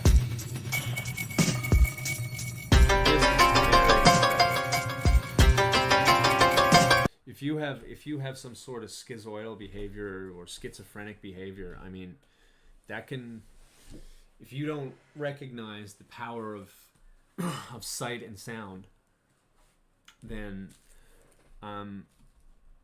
that's the kind of stuff that gets you in a radicalized mindset. And I don't think she cares. I think that is good because it can control the proles. And as you saw at the very end there, where are we at? Turn off your program. Okay. Well, this whole thing was programmed to upset you. So who's doing the programming? Who's doing the programming? I don't necessarily disagree with turn off programming. That's why I didn't even know to watch this. It was just, I thought this is pretty important. When you start putting all this together, you see a person that doesn't really care about truth. She's looking to set up some sort of empire or something, some sort of network. And in it's something that it's going to be programming. She knows how to do so. I mean, this is as dreary and dark and abysmal as it gets. And she knows how to work that against you guys. So, yeah. I got a big problem with this chick. And I will continue more on this whole Francine thing as well. It really shows. I don't think this is the end of the world. If somebody uses a different name, I just find it interesting how quickly she went from one name to another. And most people that I've talked to about this, they're like, "What's going on?" Like, it was sent to me. It was like, well. Looks like we have a second identity for this person. So yeah. Oh, turn up the volume of my volume. Okay. How about now? Is that working a little bit better? Or I'll move it back closer to me. How's that, guys? Sorry about that. I will have to work with the acoustics later. But let me know if this isn't enough. Turn it up a little bit more. Let me know if that's still bad, guys. I'm going to start going through the chat there now. Francine says, Jills, who featured in her bizarre intro? Oh, Boogie. Oh, sorry. Jeff had compassion for Boogie 1298 or whatever his channel name, an overweight guy on YouTube. Jeff would bring up several times. And he had this tragic story kind of thing. Or Boogie, I don't know if he's still on the go. He has tragedy in his life and he was still funny. He was, the sad clown kind of story. I think Jeff could relate to that in a way. And I think, listen, he was a narcissist. The empathy would turn off very quickly, but I think he understood. I think he understood what empathy was, and I think he had the ability. Like, the common misconception is they have no empathy, but that's not true. It's just it turns off fast. And I think he had the ability to appreciate the problems in Boogie's life, or at least I think he would have. But yeah, no, that was pretty just cast off, as in, like, you know, he's a big problem. I don't think Big Boogie was a problem like that. I think his drama caught up to him. Like, he couldn't get away from the drama, you know, and it was part of his personality, and it kind of became his downfall, I guess, as a bigger tuber or whatever.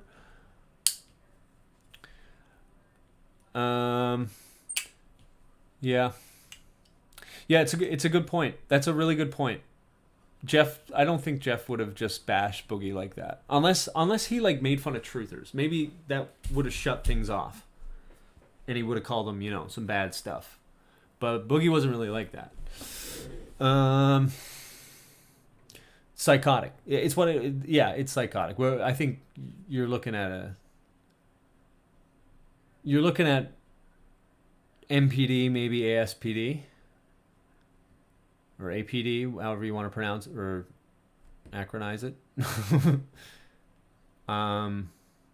Definite possibility there that there's narcissism, and I don't know how far it goes either. With Jeff, there was a clear ceiling, you know?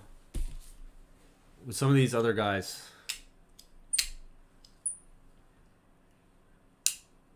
okay, better. Thanks, guys. Appreciate it. Let's see. Anything else that I missed here? What's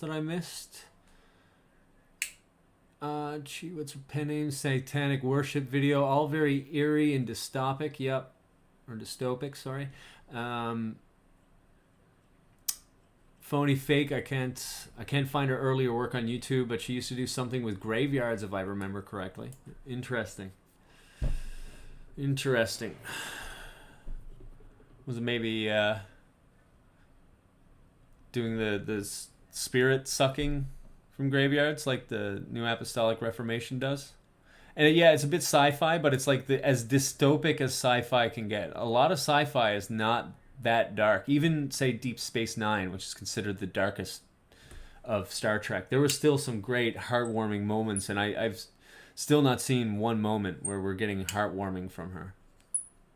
And, like, a picture of her with a baby it's not a replacement. And here's one thing. I don't know if she has a baby or not. I know there's a picture of her with it.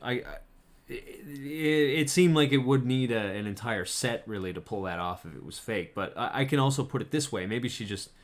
Like, I know girls personally that are, you know, in that cluster B of personality disorders. This one's a histrionic, not APD or narcissistic personality disorder, but she's in that same kind of cluster, and she has a kid, and the kid's pictures are never on her Facebook. Never. It's always her.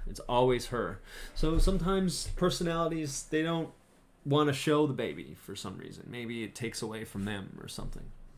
There's a few different reasons why that would be, and I would only then be speculating. But one thing that isn't speculation is that, you know, she's Francine here, she's really graceful over there, you know, and I wouldn't really pay much mind to the whole Jeff was enamored with her. I think what would be more plausible is that Jeff saw these talents and was convinced that he needed them. She convinced him well on that. That's what my guess is of what's actually going on there. She was pen name RC Francine something scene. Francine, yeah, Francine, F-R-A-N. Scene, like that right there. My favorite part, yeah. Jeff had compassion for Boogie. Okay, I'm already way too behind. Sorry about that. I do remember Pump Up the Volume, yes. I'm pretty old. It's better. Okay, the music was way louder than you. It's good. Okay, she did. Well, I mean, as for where she lived, it's. I'm not looking to dox the lady. I'm just saying that she's not presenting herself to be who she really is, in my opinion. Jeff used to bring Hell on Wheels, who's a self-proclaimed witch. I don't know if Jeff knew she was a witch or not. And you also say you are sure that it's her baby. You could hear the baby in the background of her latest video. So yeah. Like I said, I wasn't convinced that that's a fake baby. I think that might be a rabbit hole that someone wants you to go down, and like a really good one too. Like if I wanted heat off me, I would be like, get them to say that my baby's fake, and that way I could tell them how sick they are. That's what that came off to me immediately, actually, to be quite honest. Yeah, I didn't know if someone was a witch or not coming on. I think the thing is that he doesn't care, or he didn't care. It's not. Remember, this is why I'm very hesitant to go around saying he was saved. I think that he would say God bless and things like that to come off better to Christians. I think so, because I remember him also making like apology videos and stuff like that when he would say things about Christians. And he got too much flack, right? I think that he saw, Christian audience as a great audience to tap into, and possibly the biggest demographic in these circles, maybe, and so a good market to tap into, and for the same reason, if there's people that are heavily into the occult and interested in the occult, there's a lot of people like that around here too, so. He didn't want to jump in either boat completely. He just wanted to get his foot in both, if that makes sense. And it doesn't really matter about what's true or false. And I'm not trying to bash the guy. What I'm trying to say is that this is how these people operate. It's not based on truth. It's based on advancing. They made the intro so deep and dark, but has a vintage sci-fi feel to it. It's got a Twilight Zone feel to it, for sure. For sure. You're right. I didn't give your comment enough credit, actually. Absolutely that kind of case. I never showed pics of my son when he was growing up. I frown on people showing pics of their kids, privacy reasons. Yep, that's another good reason too. And also remember that if she needs a bunch of different identities, she doesn't want it to be tied to the same kid, right? Like she doesn't want a kid that, you know what I mean, that links it all together. If she's giving you a whole bunch of different personalities, then she wants these things separate. And that might be a reason. Might be a reason why you don't see it much. She's careful about that. This is all speculation. And I think yours is just as plausible, if not the most plausible. But you never know. You never know with these people. Baby on a tape recorder. Yep, okay. I wouldn't put children online myself. Yeah, exactly. I hear you on that. But I do want to thank the person that brought this stuff to my attention. There was multiple people, and they may be watching today. So thank you very much. I wasn't sure if you want me to say their names or not. So I do thank those people because this is very important stuff. We got people that do not care about the truth. We saw that with Jeff's death. Did not care about people knowing the truth. There was only so many people that were worthy of knowing the truth. And they will use these tactics here, any and or all, in order to get you to do what they want. And I think before we can wake up any of the normies out there, we got to basically let these people know that they're worthy of just as much introspection from this community as any MSM talking head. Okay? And they get a much better honeymoon than the MSM. Most people, whether they follow along with it or not, believe that the media lies to them. If you've seen the latest polls of media approval, they're abysmal. They're absolutely abysmal. And there's a reason for that. People don't necessarily believe what they have to say. They just don't want to say it. But when you have people like this around, right, telling you, make the media cover Pizzagate. She's got all this, and she's got you know, the intros that basically radicalize you by watching it. It was very well put together. She knows what she's doing. She's knowing what emotions and things like that she's trying to invoke. All the words that come up on the screen are right up with the same visual effects. All the music, all of it. It points that she knows how to coordinate this stuff for a strong punch of rhetoric. And that's very useful for people that don't care about the truth. Very useful. And this is why we need to be a lot more mindful. Get in your Bibles. This is Pharisee Action 101, this kind of stuff. And also, again, I'm going to give you this link. I'm going to put it in there. I'm going to put it in the chat there.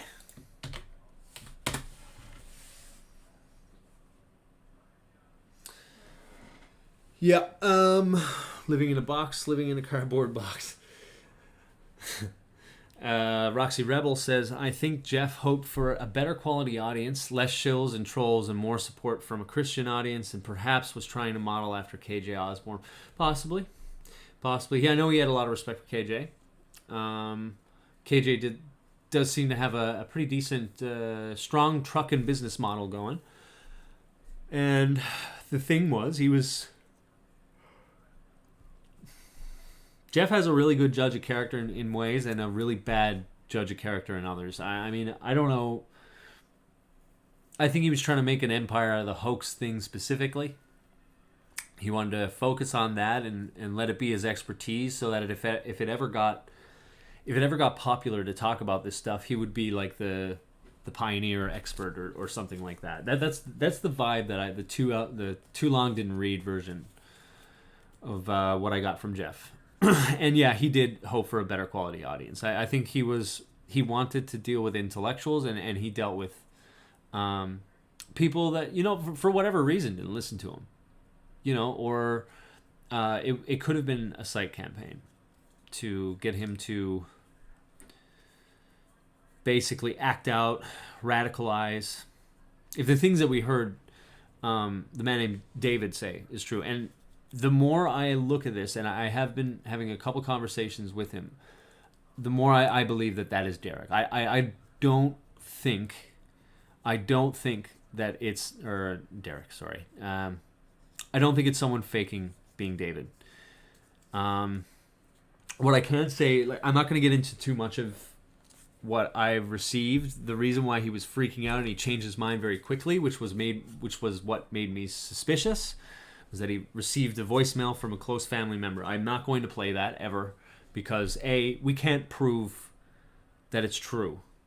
What I heard on it is worthy of an Oscar award, though. Okay? One that's like, how could you ever talk about Jeff kind of thing? Like, I would never, ever, I don't think Really Graceful would ever be able to act that role. This was like heavy stuff. And it was one where like the family was turning on him and he freaked out, right? All in the middle of us like wondering if he's real or not. So like that must have been a really hard time for him. Again, can I prove he's real at the moment? Not yet. I'm working on what I can. We're talking to him. He's also a little bit shaken up and things like that too, right? So I have never taken off the table that he's a real person. I really do think that he is. But I will certainly operate on the basis that I can't prove it. But I am trying to line up maybe a call, maybe if he feels up to it. And the same thing with John Canada, actually. We're going to get John Canada on because I do have some questions for him. I think, to me, it looks like he got scooped up by Red Pill because John is a pretty decent researcher. He might be a little bit too trusting. This is my opinion now after a week of this. And I think he's on Red Pill strings. But I think he's a real person and he wants to do good. That's what I think of John Canada right now. So I will be operating predominantly from that basis, I guess, from now on. We will line up the things now because I think I should be able to facilitate a decent call now with this system, and we'll go from there. But I haven't forgotten about it or anything like that. I just knew that I couldn't continue on that old setup that I had. I had to devote some time into learning this. And I'm now that I know that it's working, we're back in business, okay? We're gonna start rustling some feathers and see how these people react. And then with 2 vectors, you should be able to get enough observances to get to start seeing patterns, and then judge from there. But guys, you got to start definitely get into the e-swords. The Bible is your best chance against this, even if they're not Christian. Even if they're not Christian, it's even better if they are, because when they talk about being Christian, Jesus is quite clear on how they will slip up, and they will slip up. So bear that in mind. Bear that in mind. If you expect to be in this corner of YouTube and not be well read in the Bible and in mind control, you're going to get fooled hardcore. And you may get fooled anyways, because there are people that are that good. But there are many things that we can do to stop that from being one of them. And we will talk about those going forward. Maybe do some more Bible verses and stuff like that, or more Bible reading, as well as mind control, stuff like that. It's good to see you, Soul Glow. Good to see you. I tell you what I can do, because I know you guys were having a great chat with each other. I will stay on for the next little bit. I still have some time. I am going to take another little break while you guys chat, if you'd like to stick around. And for those who have been here, I do thank you for staying around and listening. And we will, I'll be right back after a couple minutes. I don't know if I have any more commercials, like those things that I was playing before. I'll start getting some more of those. I tell you what, because someone was mentioning what Jeff hoped for. And I've played this with a lot of people. Just give me 1 second. Give me 1 second on this. and listen, I think before it was more like I was laughing at the situation, and maybe even possibly laughing at Jeff. I'm not laughing at Jeff anymore with this. I laugh with Jeff when I play this, because I think he was right in many ways. And he didn't know how to deal with it, and there is a way to deal with it. He could never bring himself to learn it. And this is the effects of when you're a content creator and you get hit by, I guess, attacks of trying to make you feel to doubt yourself and things like that. You end up in, depending on your personality type, you can end up in certain positions. And Jeff's was rage, basically. So we'll go off that. That's the 700 Club. So we'll play this. Just 1 sec. Of course you're welcome. No, I'm staying here just for you, man. Staying on just for you. I'll come into the chat too. Maybe I'll throw something on. Maybe something we can watch. We can just chat in there. Now this is all working really well up until this point. What's going on here? Just 1 sec. I'm going to close a couple things out just to make sure.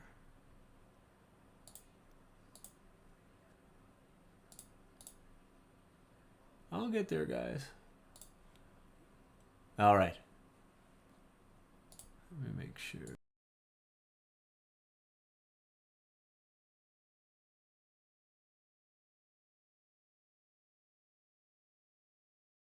Shill, Free Radio Revolution, aka Jeff C, the stupidest motherfucker ever. This movement sucks. It fucking sucks. Shill, and there are legitimate shills. It's just awful. Really awful. But for the most part, it's just awful. And doing this type of work is awful. It's just fucking awful. As I said, it's awful. It's awful the way that people treat you. The shills take credit for it because of that, I'm a shill. I'm a shill. Jeff C is the dumbest motherfucker I've ever heard in my life. I mean, this guy could be outwitted by a fucking lobotomized tadpole. I'm not fucking shitting you. This is one of the worst truther videos ever made. This is just an it's an abominable it's an abominable video. It's absolutely an embarrassment. You know how stupid this thing is? You know how fucking stupid it is? Motherfuckers! Get over it now! Fucking awful. Absolute garbage. Fucking assholes. Fucking assholes. No, you're a fucking idiot. Are you for real? Right? Are you for real? You're a fucking how did you fuck you sort of thing, right? He's an idiot! Fucking idiot! A motherfucker. I'm a fucking shill. Hello, my name is Jeffrey Cleveland. I'm a troll and I'm better than all you maggots.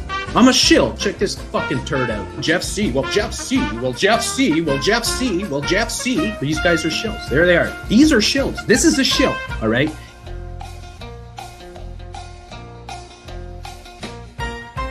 Fucking awful. Fucking awful. Fucking idiot. Fucking idiot. Fucking awful. Fucking awful. I'm out of this. I can't stand it anymore. It's awful.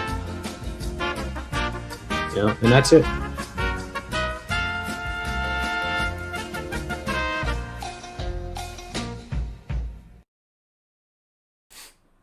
I will take another quick break, but yeah, I think that kind of sums it up. How they really did a number on Jeff's psyche, and Jeff was not prepared for psychological manipulation because he was unable to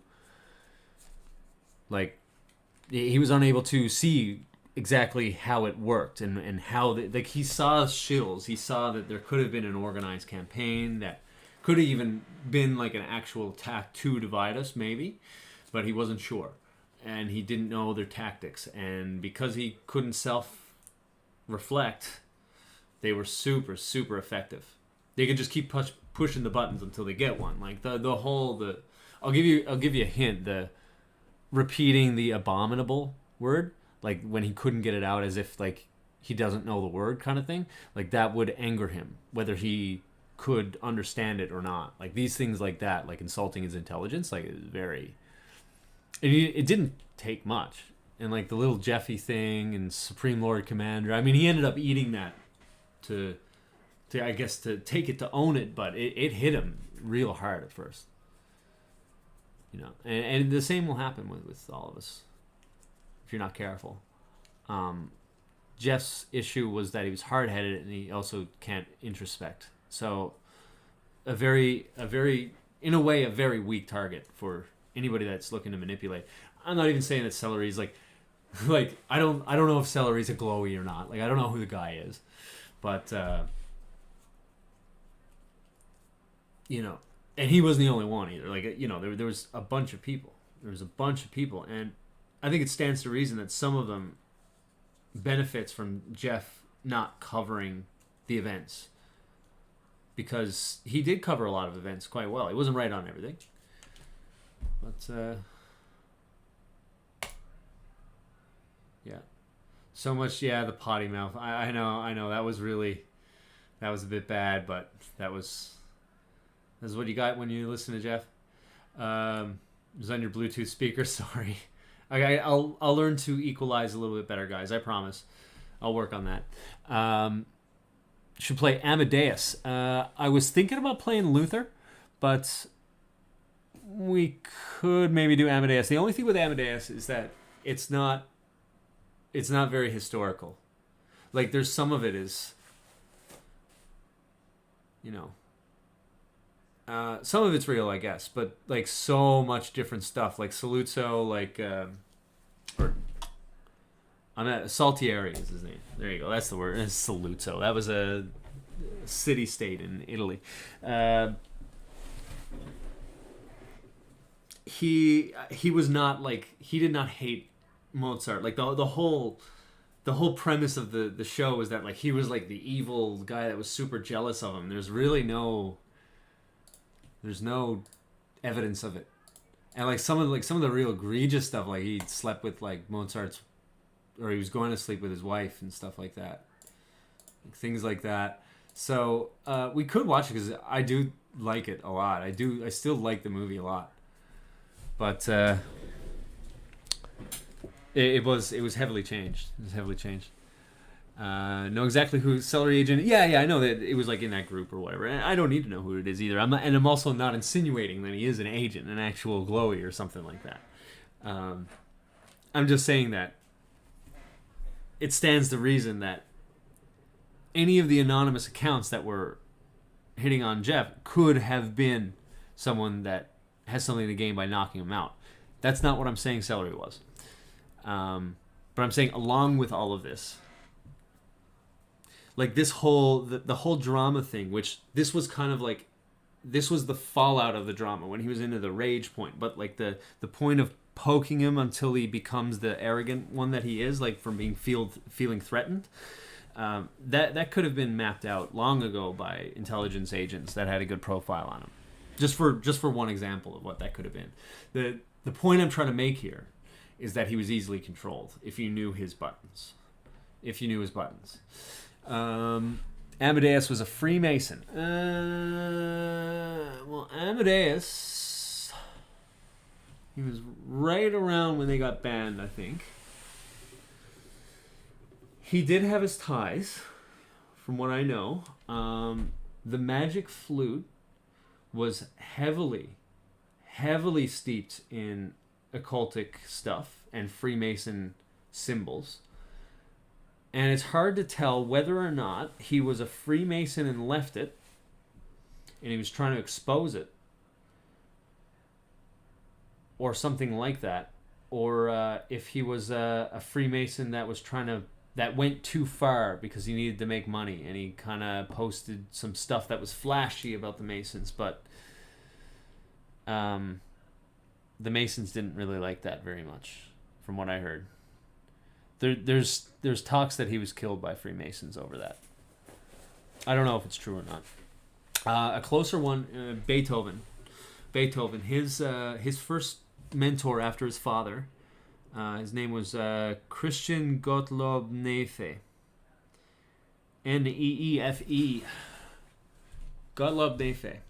And he was his first mentor, and he was the praetor, however you want to pronounce it, one of the high-ranking members of the Bonn chapter of the original Bavarian Illuminati. Now, Bonn is the west side of the western part of Germany, like southwestern part, whereas Bavaria is a little more east. So it wasn't like the central chapter or anything like that. But when Beethoven was active, they had all gone into hiding into literary groups, or whatever you want to call it. That's where they all infest once they're no longer to overtly practice that stuff. And Neefe continued to mentor him throughout most of his young life. And then the Ode to Joy, the lyrics, the music Ode to Joy, Beethoven wrote. But, like the opera part that you hear, like the German that's in it, that was written by, I think the guy's name was Schiller. To be honest, hold on. Ode to Joy lyrics. I think it's Schiller.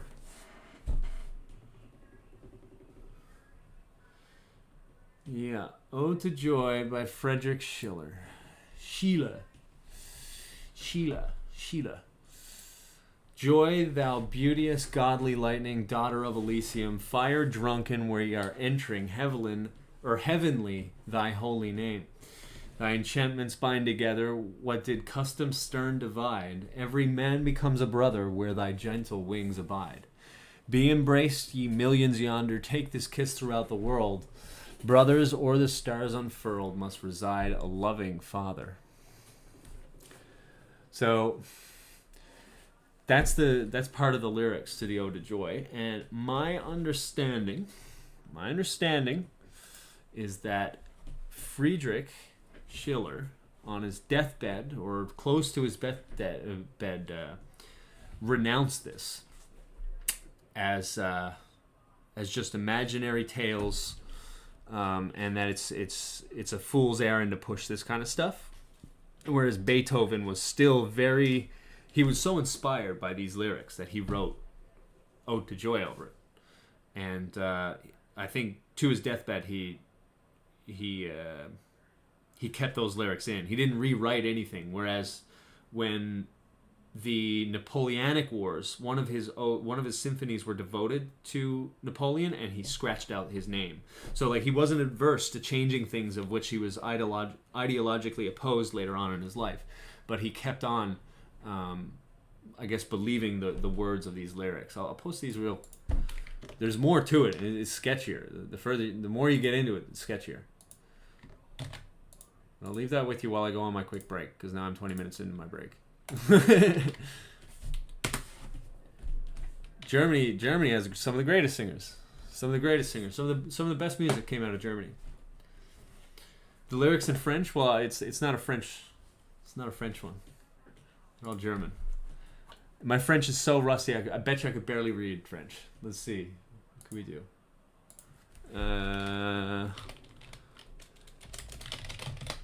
Génération.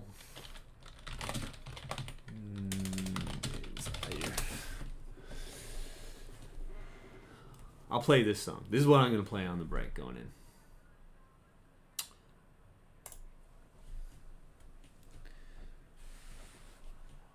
Okay, here's my terrible French for the day. But I suppose I need some practice rather than just talking to my cat the same 5 words.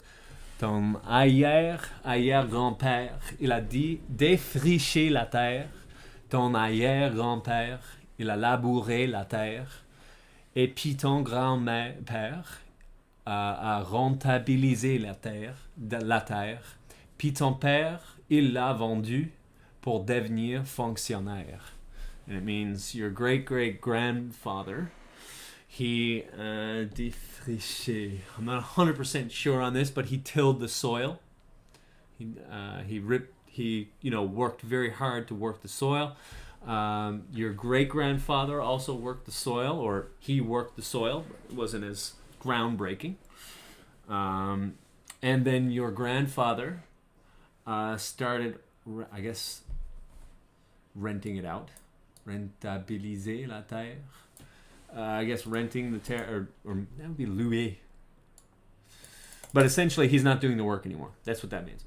And then your father, he sold that to become a fonctionnaire, like a white collar guy.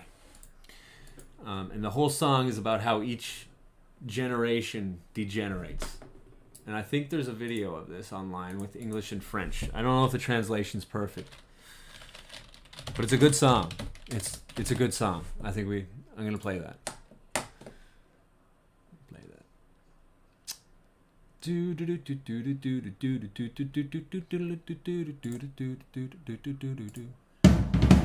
Okay. All right. I'll be back. Ton arrière-arrière-grand-père, il a défriché la terre. Ton arrière-grand-père, il a labouré la terre. Et puis ton grand-père a rentabilisé la terre. Et puis ton père, il l'a vendu pour devenir fonctionnaire. Et puis toi, mon petit gars, tu sais plus ce que tu vas faire dans ton petit 3,5, ben trop cher, fret en hiver. Il te vient des envies de devenir propriétaire et tu rêves la nuit d'avoir ton petit lopin de terre. Ton arrière-arrière-grand-mère, elle a eu 14 enfants. Ton arrière-grand-mère en a eu quasiment autant. Et puis ta grand-mère en a eu 3, c'était suffisant. Puis ta mère en voulait pas, toi t'étais un accident. Et puis toi, ma petite fille, tu changes de partenaire tout le temps. Quand tu fais des conneries, tu t'en sauves en avortant. Mais y a des matins, tu te réveilles en pleurant quand tu rêves la nuit d'une grande table entourée d'enfants. Ton arrière-arrière-grand-père a vécu la grosse misère. Ton arrière-grand-père, il ramassait les scènes noires. Et puis ton grand-père, miracle, est devenu millionnaire. Ton père en a hérité, il l'a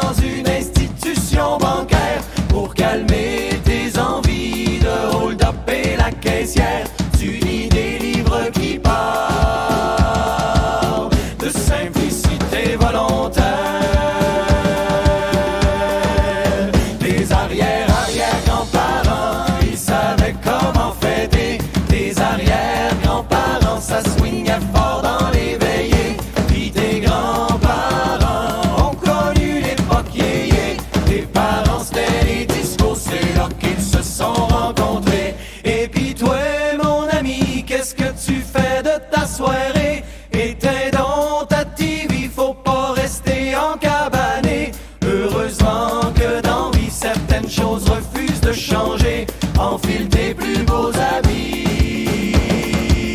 car nous allons ce soir danser.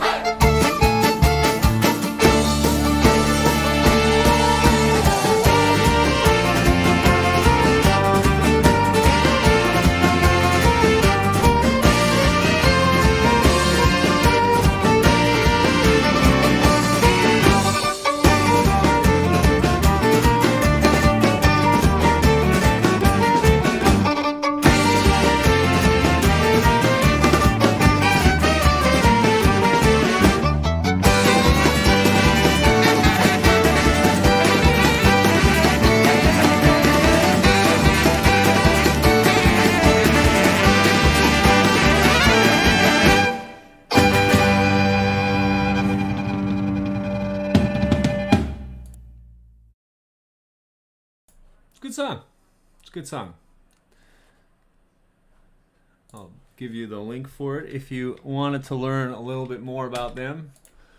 I don't know if they have a song quite as good as that one. That's my favorite by them. But if you did want to go into it, there it is. Okay. So, say hello to chat. There's a little bit of stuff going on. Sister of Night, it's good to see you again. I know it's been a few days. Thanks for your patience. And Watchman for you as well. It's good to see you in chat. Saying, I hope someone's not recording this. We sound like goobers. She says to Jills, no way, man. No way. What are you talking about? I'm talking about possum stew, man? I'd try some possum stew. No, I wouldn't. I don't think I would, actually. As for it being any type of call to prayer song, I know that there's a Jewish tint to that because there's a pretty big Jewish neighborhood in Montreal, and that's where they came out of. So you got a lot of like the Irish, and you got a lot of the Jewish that was in that music, and you'll get in a lot of the other music that they do as well. They were like one of my first people that I listened to, like French songs.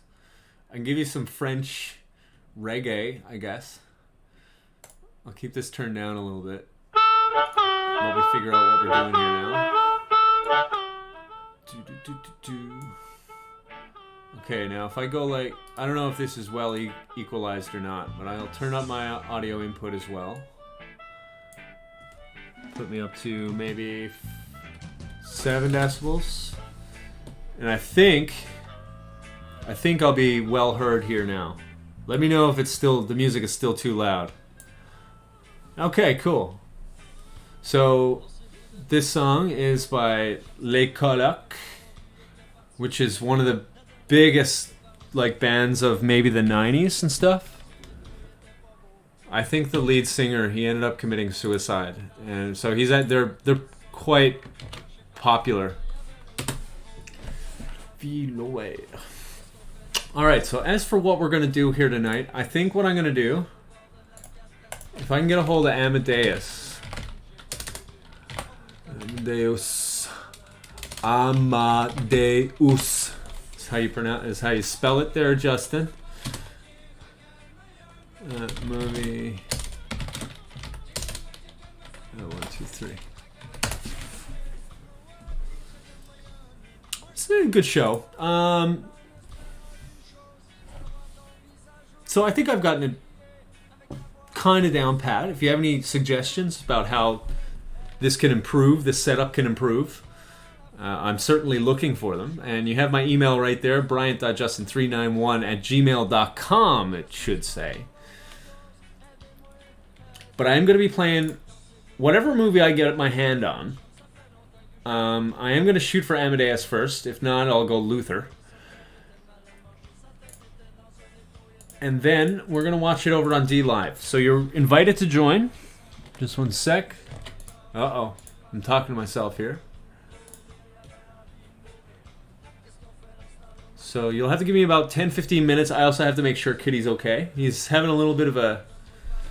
He's having one of those days he's kind of hiding away and stuff like that. So I got to watch out for those kind of things.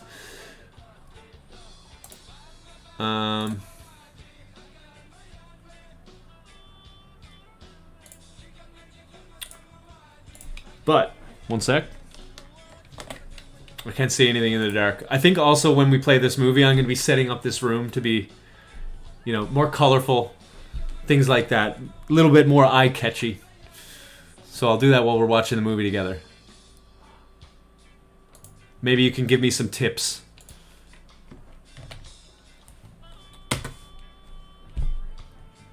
Okay. And that probably cuts me off from being able to show it. Can you see that pinned message, guys? dlive.tv/Avidan. And we're going to be playing that movie there in T-minus, I'll say 12:30 EST. And we're at, so it's T-minus 18 minutes. This should give me plenty of time to get whatever needed to set up. I'm going to do that while we're doing it now, and I'll let this play out. And I want to thank you guys for coming today. You're more than welcome to go over there on D-Live, and we'll continue it over there and have a chat. Sock up if you need to. Aide-moi, tassez-vous de fois, quoi que je vois mon chum, ça fait longtemps que tu... Ok.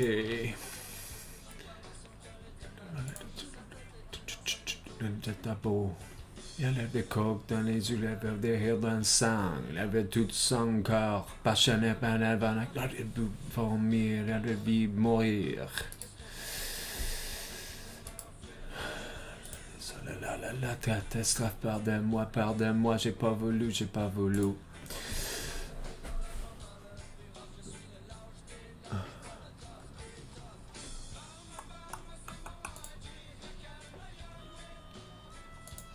What's your main account there, man? We'll take a look. As long as I normally don't mute anybody as long as they're not going too crazy. Hang pictures of your cat. You know, I do get more ass. I will kiss Kitty for you. I will absolutely. And I will get some pictures because I have been taking a lot of pictures. I have to show it to like the person that's doing like the medication and stuff like that. So just be careful about that. Or I mean I need to be careful about what I put up or whatever. But yeah. Zero Infinity, my friend. I don't mind having you here. What I don't like is when I see spam in the chat whenever I talk about Red Pill. Things like that.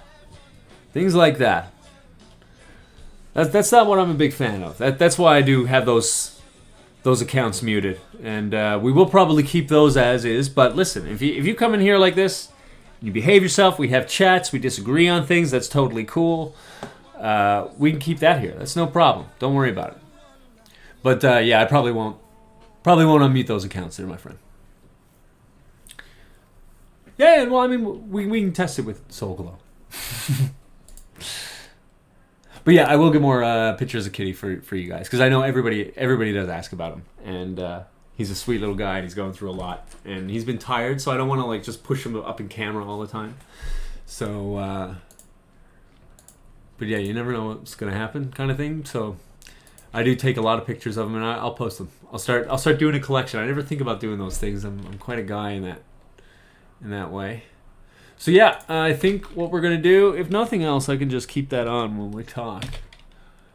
We're gonna be playing some Amadeus, and that will be on the go 15 minutes over on that D Live. If you can see that D Live,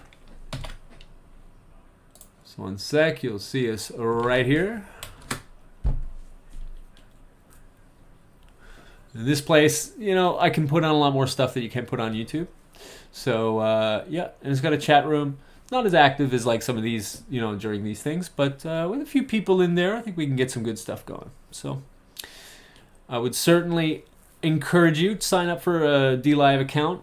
All you need is really, I think it's an account name and an email even. I don't even know if they ask you for that.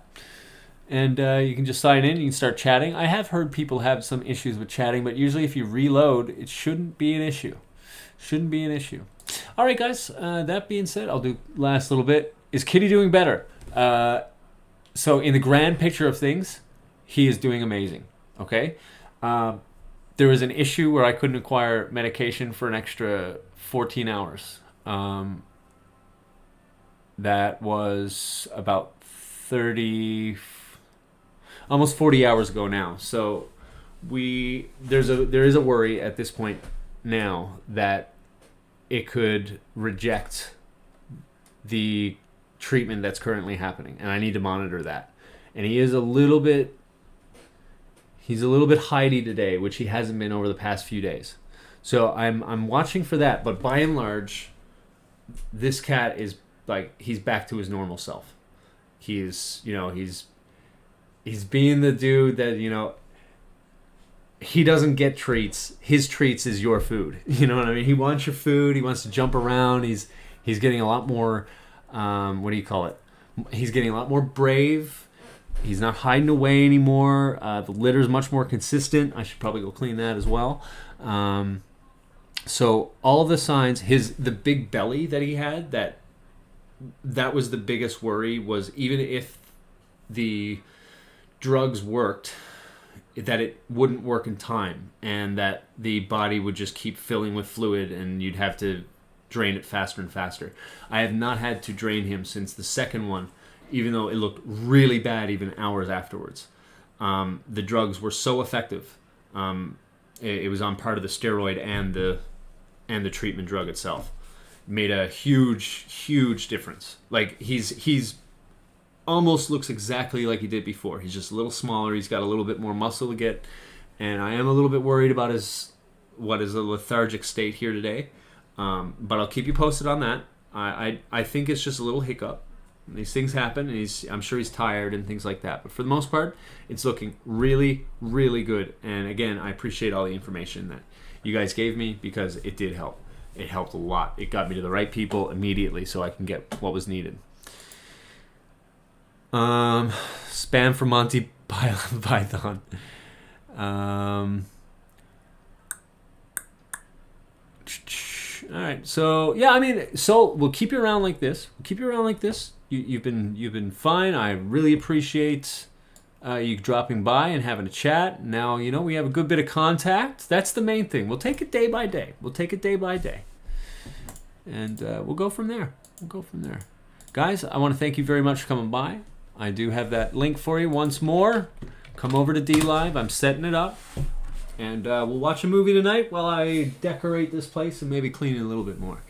All right, guys. Thank you very much once more. And read your Bibles.